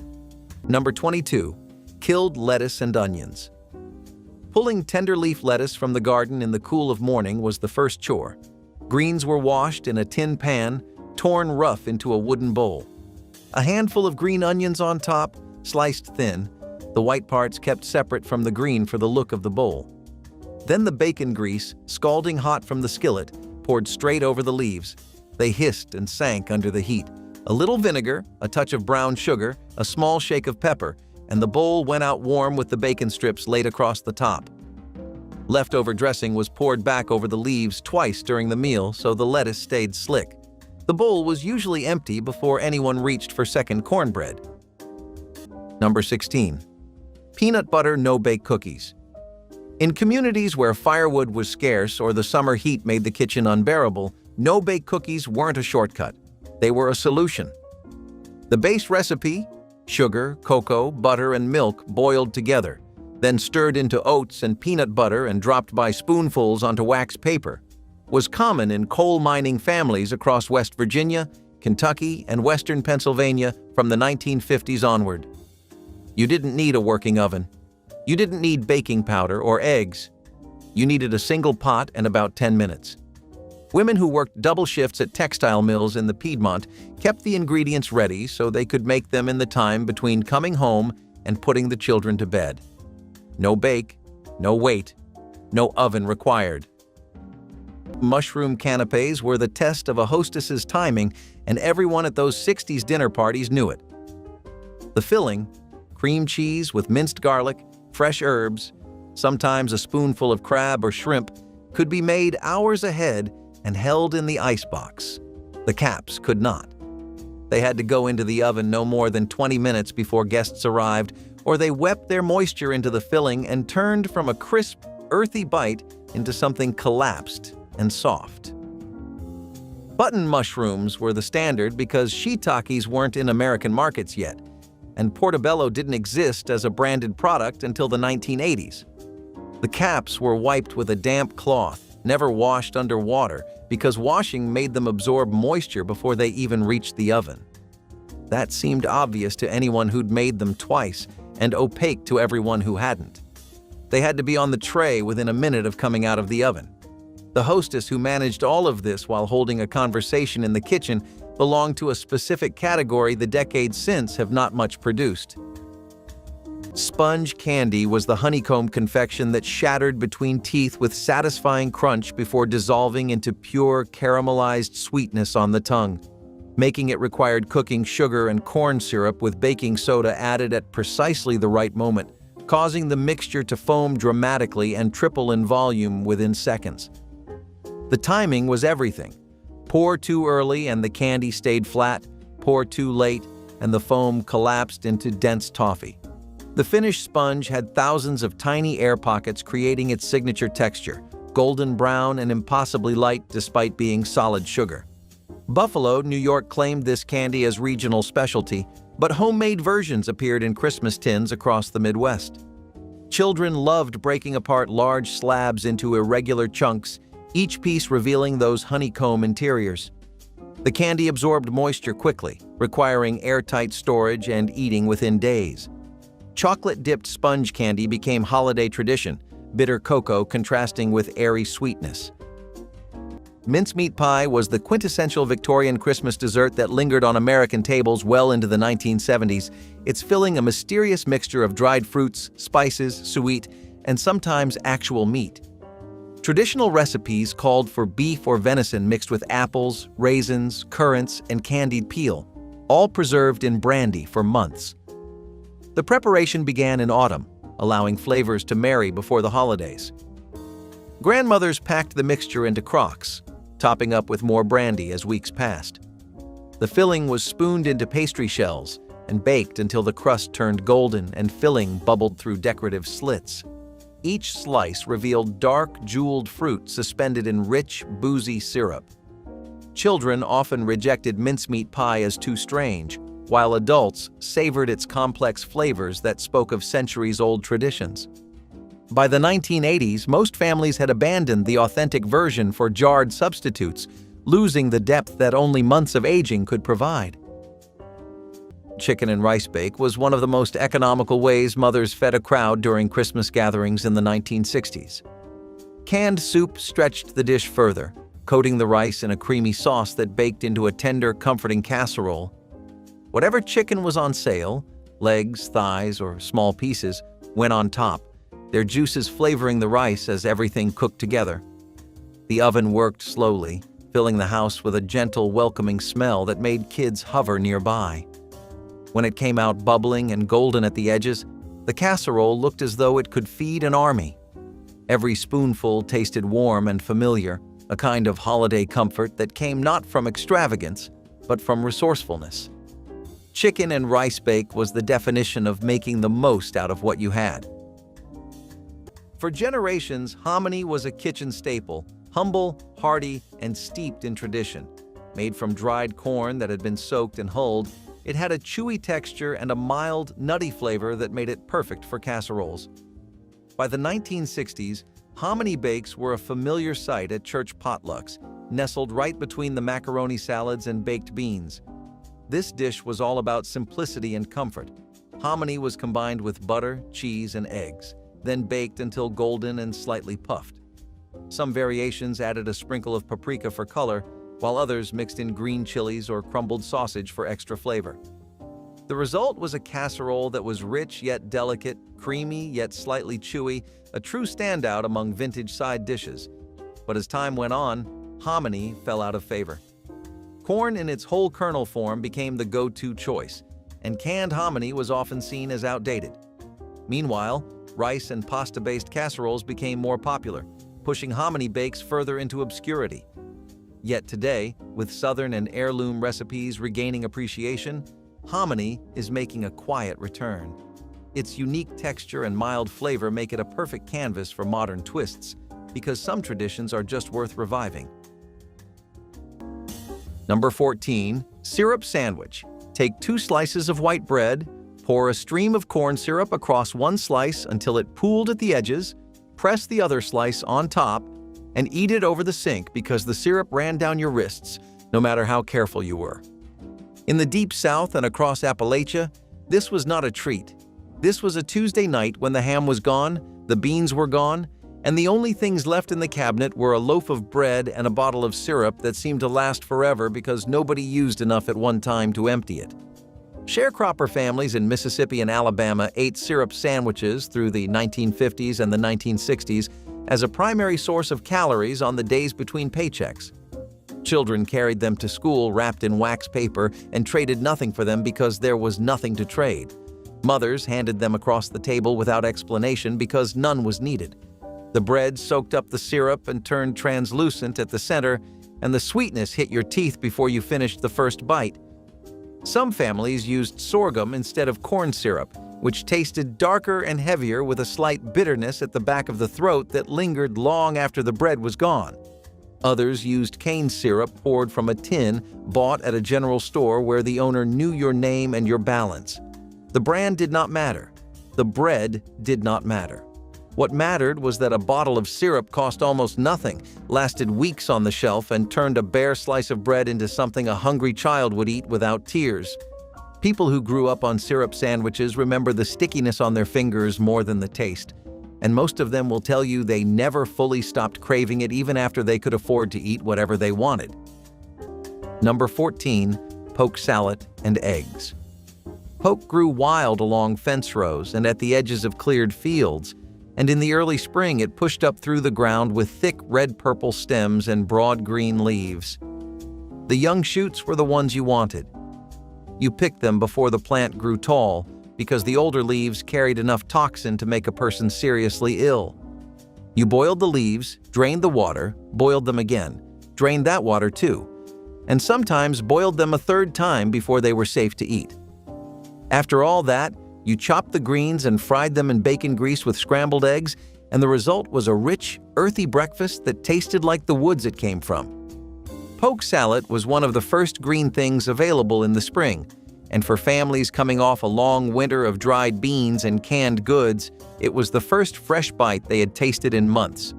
Grandmothers in Appalachia knew exactly when the poke was ready to pick. Too early, and there was not enough leaf to bother with. Too late, and the plant turned dangerous. That narrow window was knowledge passed from mother to daughter, and no book could teach it. The word salad came from the Old English word for a cooked green dish, and hill people held onto the pronunciation long after the rest of the country forgot it existed. Some families made a whole morning of it, going out with a sack at dawn and coming back with enough poke for the whole week. By the time the plant flowered and the berries turned dark purple, The season was over, and nobody touched it again until the following April. Today, most people would walk past a poke plant and never know it was edible. But in 1961, knowing how to cook it meant you had a free breakfast growing in the ditch beside your house. Number 15. Ham steak with pineapple rings. A thick slab of bone and ham scored across the top, glazed with brown sugar and dry mustard, and broiled with canned pineapple rings and maraschino cherries arranged on the surface like a still life from a magazine cover. The glaze caramelized under the heat and pooled around the pineapple, turning sweet and faintly bitter at the same time. Supper clubs served it on an oval plate with scalloped potatoes on one side and green beans on the other. The presentation was deliberate. Every plate looked the same because the ham steak was as much about how it arrived as how it tasted. It vanished when the supper club aesthetic, generous portions on oversized plates with garnishes nobody ate, fell out of fashion entirely. There is a reason nobody opened a new supper club after the mid-1980s. The model did not make sense anymore. A supper club needed a building in the middle of nowhere, a bar that could hold 60 people for an hour before dinner, a kitchen staff that arrived at noon and did not leave until midnight, and a clientele that showed up every Saturday without a reservation because they had been coming for 20 years. Fast casual killed it. Drive-thrus killed it. The idea that dinner should take less than 30 minutes killed it. But the deepest cut was simpler than all of that. The generation that built the supper club believed getting dressed up for dinner was not optional. When they stopped going out, nobody took their seats. Number 16. Liver and onions. Sliced beef liver dusted in flour and pan-fried with a pile of yellow onions until both were soft and caramelized. Woolworths served it with mashed potatoes or boiled potatoes in a roll. This was old people food even in the 1950s. Younger customers walked past it. Older customers ordered it every week.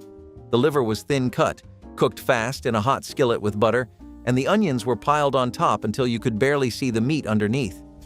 It was one of those dishes that divided the counter. Half the stools loved it, half the stools could smell it and wished they were sitting somewhere else. When Woolworths closed, liver and onions did not migrate to any other restaurant chain. It went home and stayed there, and even there, it is fading. The women behind the counter. Almost every Woolworths lunch counter in the country was run by women. They cooked, they served, they cleaned, and they did it for wages that barely covered bus fare. Most of them wore white uniforms and paper caps. Most of them knew the regulars by name and by order. They were not chefs, and they would have laughed if you called them that. They were working women who stood on their feet for 8 hours a day over a flat-top grill in a store that smelled like popcorn and floor wax. They kept the food moving, the coffee hot, and the counter clean, and they did it without complaint because complaining did not pay any better than cooking. When those women retired or moved on, nobody replaced them. The skill set did not transfer to fast food, and fast food did not want it. Number 15. Bird's Eye International Dinners. Bird's Eye tried something different in the 1960s. Instead of the standard American meat and potatoes layout, they offered themed dinners inspired by other countries. A Japanese-style teriyaki dinner, an Italian dinner with lasagna, a French dinner with crepes. Each tray came in packaging designed to look worldly, with illustrations of foreign landscapes and promises of authentic cuisine. None of it was authentic. The teriyaki was sweet and thick and tasted nothing like anything served in Tokyo. The French dinner was a crepe filled with cream sauce and chicken in proportions that would make a French cook walk out of the room. But in a decade when most Americans had never eaten actual Japanese or French food, these trays offered the illusion of worldliness for pocket change. Bird's Eye pulled the entire line when real international restaurants started opening in American cities, and the comparison became embarrassing. The freezer aisle in 1965 was 3 feet wide and 6 feet long in most grocery stores. The selection was small, and the competition was fierce. Swanson, Banquet, Morton, and a handful of regional brands fought for that limited space with box art that showed meals no one would ever pull from the tray inside. The turkey on the box was golden and glistening. The turkey in the tray was gray and gelatinous. Everyone knew the gap existed, and nobody complained because the transaction was understood. You were not buying the meal on the box. You were buying 25 minutes of not cooking. You were buying a clean kitchen and a quiet evening. The food industry figured this out before anyone put it in those words. Convenience was the product. The turkey was just the wrapper it came in. And for one full decade, that bargain held without anyone objecting loud enough to matter. Number 15. Congealed fruit salad. This was Jell-O with intentions. You dissolved a box of lime or strawberry gelatin in boiling water, let it cool slightly, stirred in a can of fruit cocktail, poured it into a ring mold or a rectangular baking dish, and refrigerated it overnight until it set completely solid. The fruit hung suspended in the colored gelatin like ornaments trapped in stained glass. Some versions included cottage cheese folded in for body. Others had a layer of whipped cream spread on top just before serving. You unmolded it onto a plate lined with crisp lettuce leaves and carried it to the picnic under plastic wrap pressed tight against the surface so it would not sweat in the car. It jiggled when someone walked past the blanket, and every child at the gathering stared at it like a science experiment they were not allowed to touch. Congealed salad confused outsiders and delighted the people who grew up eating it, and its disappearance from picnic blankets and potluck tables left a gap that grocery store fruit trays never quite filled. There was a time when a picnic was not a casual decision. It was a production. Someone fried the chicken, someone boiled the eggs, someone made the Jell-O the night before and prayed the mold would release clean. The cooler had to be packed in the right order, heavy on the bottom, fragile dishes wedged between towels. The car smelled like fried food and vinegar by the time you reached the park. And when everything was laid on that blanket, you saw the full output of a kitchen that had been running since before sunrise. It was one family deciding that a Saturday afternoon outdoors was worth 6 hours of work. That decision is what gave the food its meaning. Number 15. The poached egg on toast. There was something a little proper about this one, the kind of breakfast a person made when they wanted to feel looked after. You brought a small pan of water to a gentle simmer, slipped in a cracked egg, and let it set for about 3 minutes until the white wrapped around a soft yolk.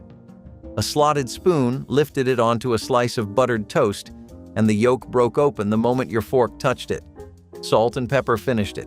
No grease, no frying, no smoke in the kitchen, which made it easy on an older stomach and easy on the pan.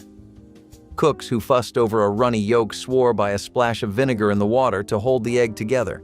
It took 1 egg, 1 slice of bread, and about 5 minutes start to finish. It looked like something off a tea room menu and cost about a nickel, which was the quiet trick of so many of these mornings. Number 20. Chicken and dumplings. Don't crowd the pot, your grandmother said, letting spoonfuls of dough drop onto the simmering broth a few seconds apart. The chicken was a yard bird that had stopped laying, killed Saturday morning behind the woodshed, plucked over a kettle of boiling water, and singed clean. By Sunday afternoon, it had simmered 3 hours with celery, an onion, a bay leaf, and a chicken back from the previous week. The dumplings were flour, lard, milk, and salt, dropped in for the last 15 minutes. The pot fed 8 people. The smell carried all the way down to the church next door, which is exactly what she wanted, because 3 of those Sunday seats were always for visitors. Leftovers went into a covered dish for Monday. Number 15. Coconut candy balls. Sweetened shredded coconut was one of the few exotic ingredients available in rural general stores by the late 1950s, and women across the Ozarks of Missouri and Arkansas learned quickly that a can of sweetened condensed milk, a bag of coconut, a handful of powdered sugar, and a few drops of vanilla made a candy that required no cooking at all. You mixed the coconut and sweetened milk until it would hold a shape, rolled it into small balls, and set them on waxed paper to firm. Some women dipped them in melted chocolate. Some rolled them in more coconut. Some left them plain. In the Baptist church communities of the Arkansas Hill Country, these appeared on every covered dish table during the Christmas season. A can of sweetened condensed milk cost about 25 cents in 1961. That single can made 3 to 4 dozen pieces. That is a Christmas plate for under $1. The chafing dish was the 60s party table's most reliable social signal. Owning one and knowing how to use it meant a certain standard had been reached. The thing that most reliably filled it was cocktail sausages simmered in a glaze of grape jelly and Heinz chili sauce, a combination that sounds wrong the first time you hear it. Fruit preserve and cocktail condiment, bubbled together until they melted into a glossy, sweet, salty, tangy lacquer that coated every little smoky with something nobody could stop eating. The recipe appeared in the Betty Crocker Hostess Cookbook in 1965 and spread through church socials and subdivision dinner parties for the next 20 years. The thing the recipe never explained was the ratio. Too much jelly and the sauce went cloying, too much chili sauce and it bit. You learned the balance by ruining one batch in front of company, and after that, it lived in your hands without measurement. That's exactly where all the useful knowledge from that era ended up. Marzipan fruits were the edible art projects transforming almond paste into miniature apples, oranges, and bananas almost too beautiful to eat. The process began with grinding blanched almonds into smooth paste, then kneading in powdered sugar until the mixture became pliable clay. Skilled hands shaped this paste into tiny fruits, each requiring attention to realistic proportions and color gradations. Food coloring was applied with brushes and sponges, building layers of red over yellow for apples, orange fading to green for citrus. Stems were crafted from cloves or chocolate, and some makers added texture by pressing real fruit skins against the surface. These confections appeared in fancy candy boxes and on holiday dessert tables displayed like jewels. Children often refused to eat them, preferring to keep tiny fruits as decorations. European immigrants brought marzipan traditions that American families adapted with whatever colorings they found. The skill required meant fewer families attempted them each generation. Nesselrode pie was the glamorous frozen dessert that graced holiday tables from the 1940s through the 1970s, a Baroque confection of chestnut cream, candied fruits, and maraschino cherries frozen in a crumb crust. Named after a Russian diplomat, it became fashionable in American restaurants before home cooks adapted it for Christmas entertaining.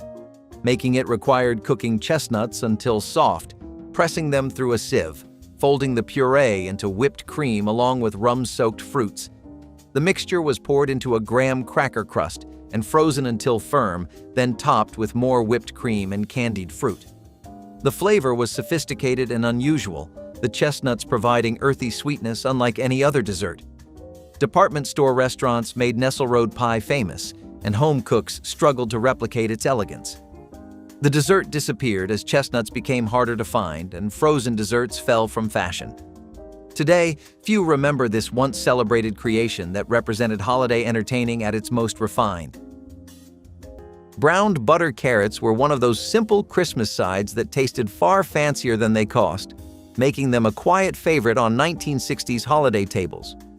Carrots were cheap and kept well through the winter, piling up in pantries long before Christmas week arrived. Mothers peeled them, sliced them into long strips or little rounds, and simmered them until they softened just slightly. Then came the magic. Butter melted in a skillet until it turned golden and nutty, filling the kitchen with a rich smell that felt almost indulgent. When the carrots were tossed in the browned butter, they glistened like something expensive, their sweetness deepened by the warmth of the pan. Children loved them because they tasted soft and candy-like, each bite coated in a buttery glaze that felt special enough for Christmas dinner. Even those who claimed not to like vegetables suddenly found themselves reaching for seconds. Mothers appreciated the way this humble dish dressed up the table without stretching the grocery budget.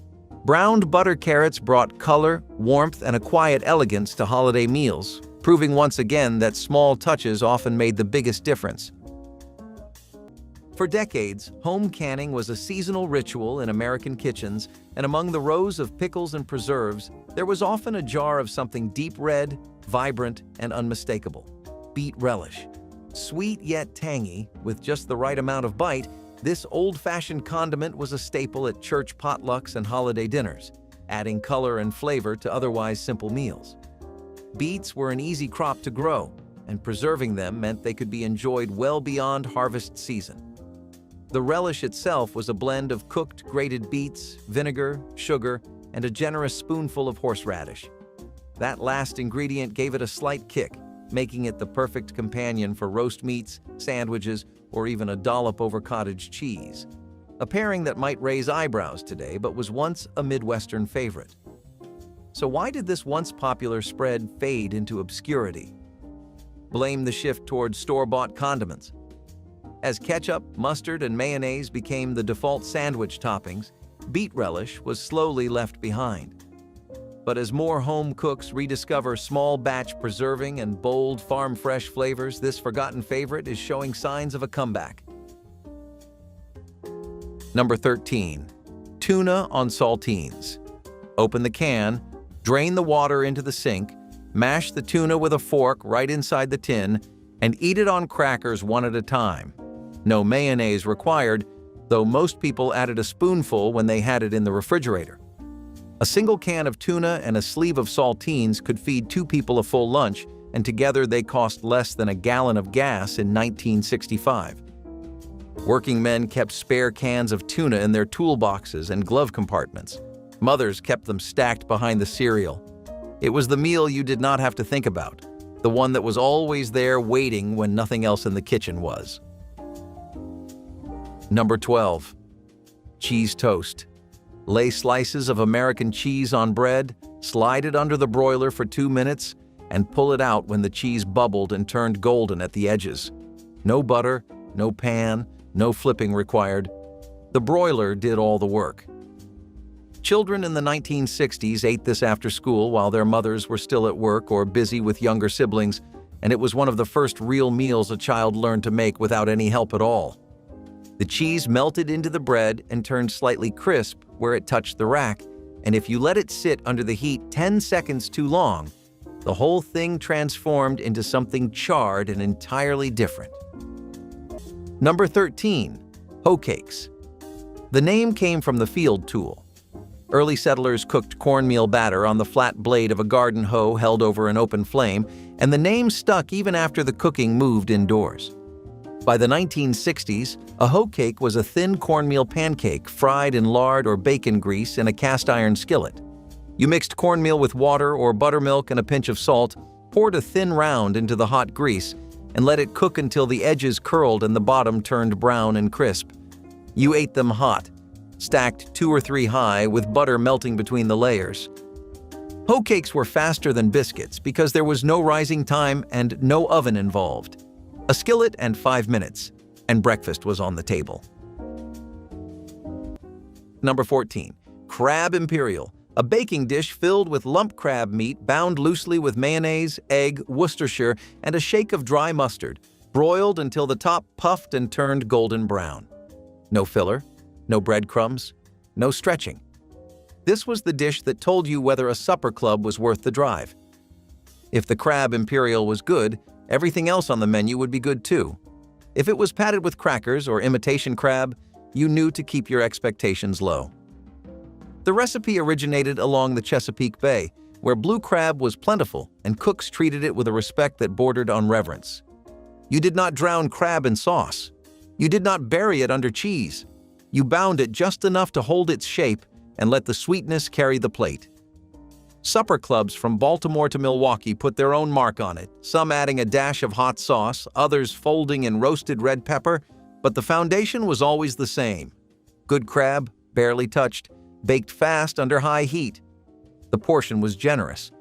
A single serving held enough crab to make a dozen crab cakes, and it arrived at the table in the same dish it was baked in, still bubbling at the edges. You ate it with a fork and a piece of bread, and every bite tasted clean and sweet. The men who ordered it every Friday did not talk about it much. It was just what they ate. But if you asked them today, decades later, they could still tell you exactly how it tasted. It disappeared because lump crab meat became a luxury. The price climbed every year, and restaurants started cutting it with fillers until the dish stopped being what it was. The real one, the one with nothing but crab and a whisper of mustard, exists now only in the memory of people who ordered it when it still meant something. Number 15. Tomato soup and crackers. A bowl of tomato soup, usually from a can, heated up and ladled into a heavy white bowl with a sleeve of saltine crackers on the side. Woolworths did not make the soup from scratch. They opened a can, added water, heated it on the stove, and served it. And it sold every single day. Tomato soup at the Woolworths counter was not about the soup. It was about the seat, the warmth, the 10 minutes of sitting down in the middle of a shopping trip with something hot in front of you. The crackers were always saltines, always in the cellophane sleeve, always 2 packs per bowl. You crumbled them in or you ate them on the side, and either way, you were done in under 10 minutes and back on your feet. For the price of that bowl, you bought yourself a rest. Number 14, Swanson 3-course dinner. This was Swanson's attempt to make a frozen dinner feel like a proper sit-down meal. Instead of the standard tray with 3 compartments, the 3-course dinner came with a soup course, a main course, and a dessert. You got the works: a small foil cup of soup, the usual meat and vegetable center, and a piece of cake or cobbler in the 3rd section. Swanson introduced it in the early 1960s and advertised it as the frozen dinner for people who wanted more than a quick tray in front of the television. The packaging was fancier, the price was higher, the promise was ambitious, but the execution had problems no amount of advertising could fix. The soup came in a separate foil cup you heated alongside the main tray, which meant coordinating 2 items in the oven at 2 different heat levels. The soup was usually cream of something: cream of mushroom, cream of chicken, cream of tomato. It came out thin and salty but warm, and warmth counted for something. The dessert was a small square of apple cobbler or chocolate cake that dried out at the edges during the long oven time the main course demanded. The main course itself was identical to the regular Swanson dinner, just surrounded by more ambition. Families bought the 3-course version once or twice for the novelty, then went back to the standard tray because nobody wanted to scrub an extra soup cup for a meal that was supposed to eliminate dishes in the first place.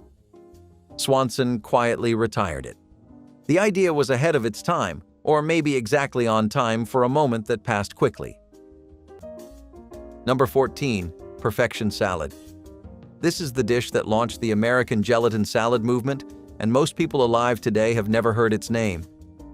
In 1905, a woman named Mrs. John E. Cook from Newcastle, Pennsylvania, entered a recipe in a contest sponsored by the Knox Gelatin Company. She made a molded salad from unflavored gelatin, lemon juice, white vinegar, sugar, shredded cabbage, diced celery, and chopped green pepper. It was savory, not sweet. It looked like a dome of pale green vegetables suspended in a clear, shimmering block, and the judges, one of whom was Fannie Merritt Farmer, awarded it 3rd prize and gave it the name Perfection Salad. The idea was straightforward. Take cheap vegetables, suspend them in gelatin, and turn them into something elegant enough for a formal dinner table. By the 1960s, every church cookbook in America carried its own version.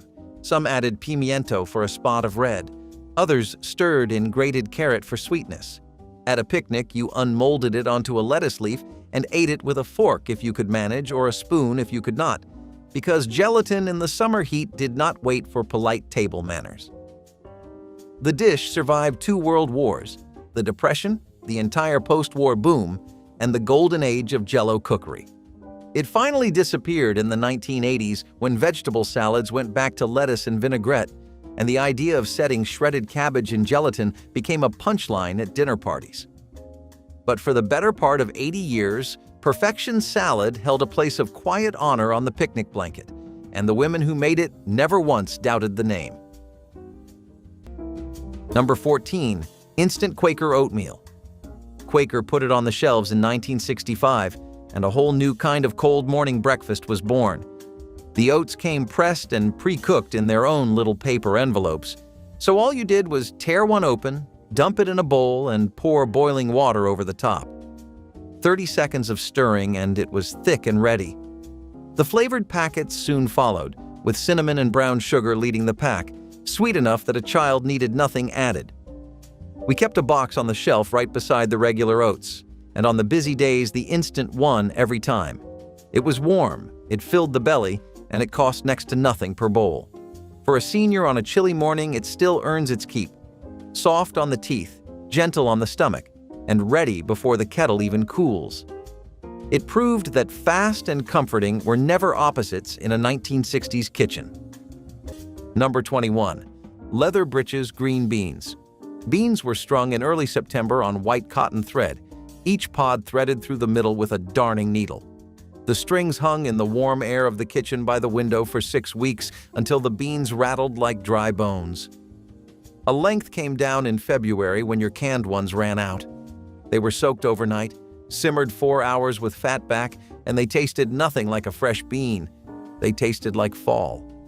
And the Sustainable Mountain Agriculture Center in Berea is still keeping 140 Appalachian bean varieties alive in seed banks today. The strings went back up empty, ready for next September. Number 14. Candied apples. Before candy apples became a county fair novelty, they were a late autumn treat in farm communities across the South and Midwest, made with apples too small or too tart to eat fresh.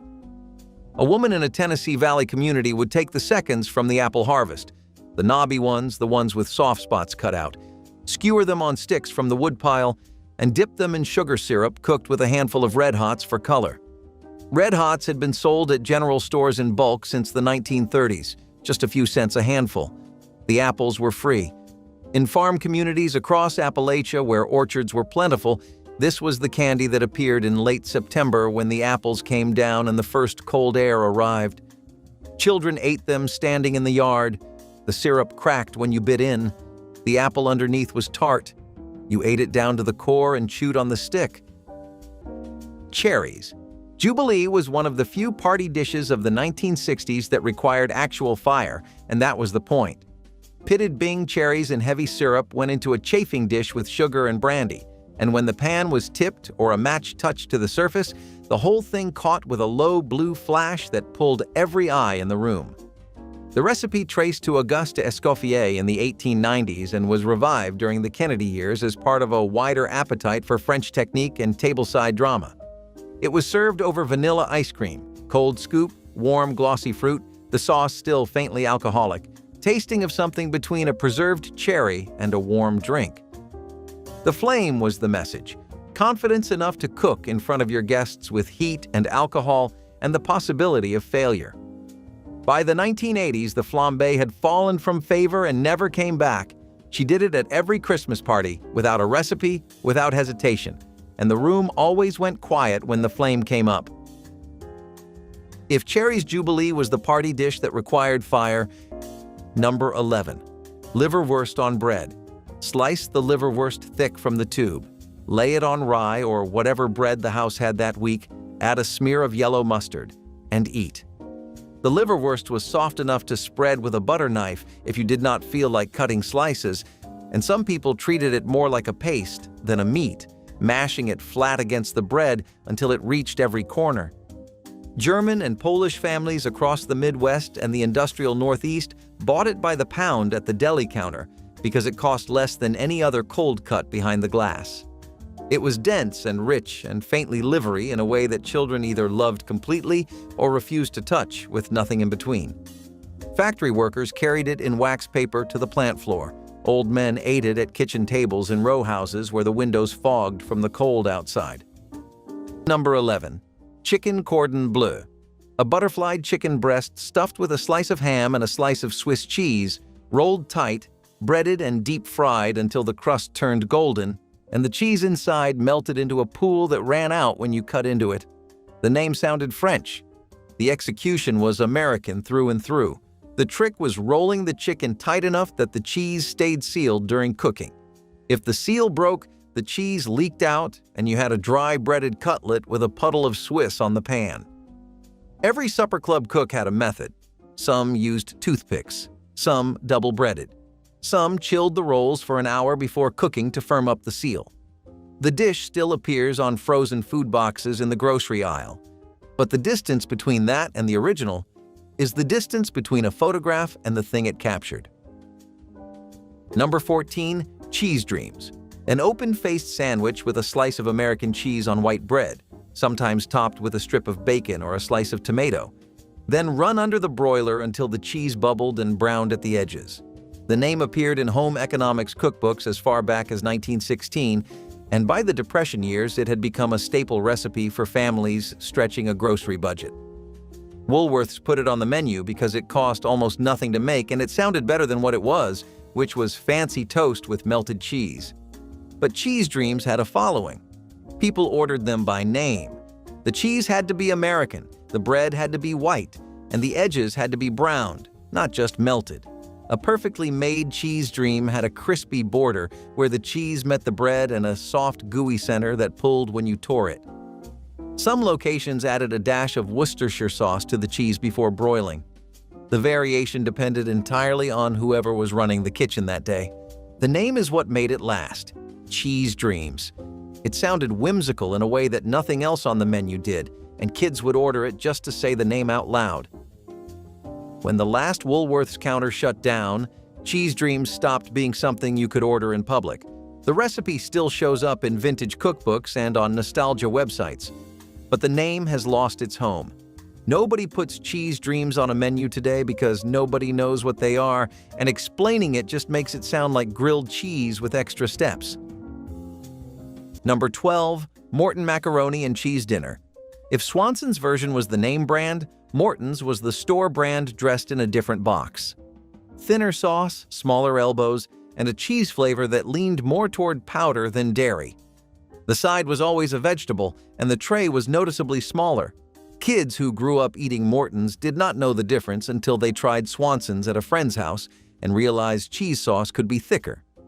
Morton charged less, and in a household with 4 kids and 1 paycheck, that math mattered more than texture.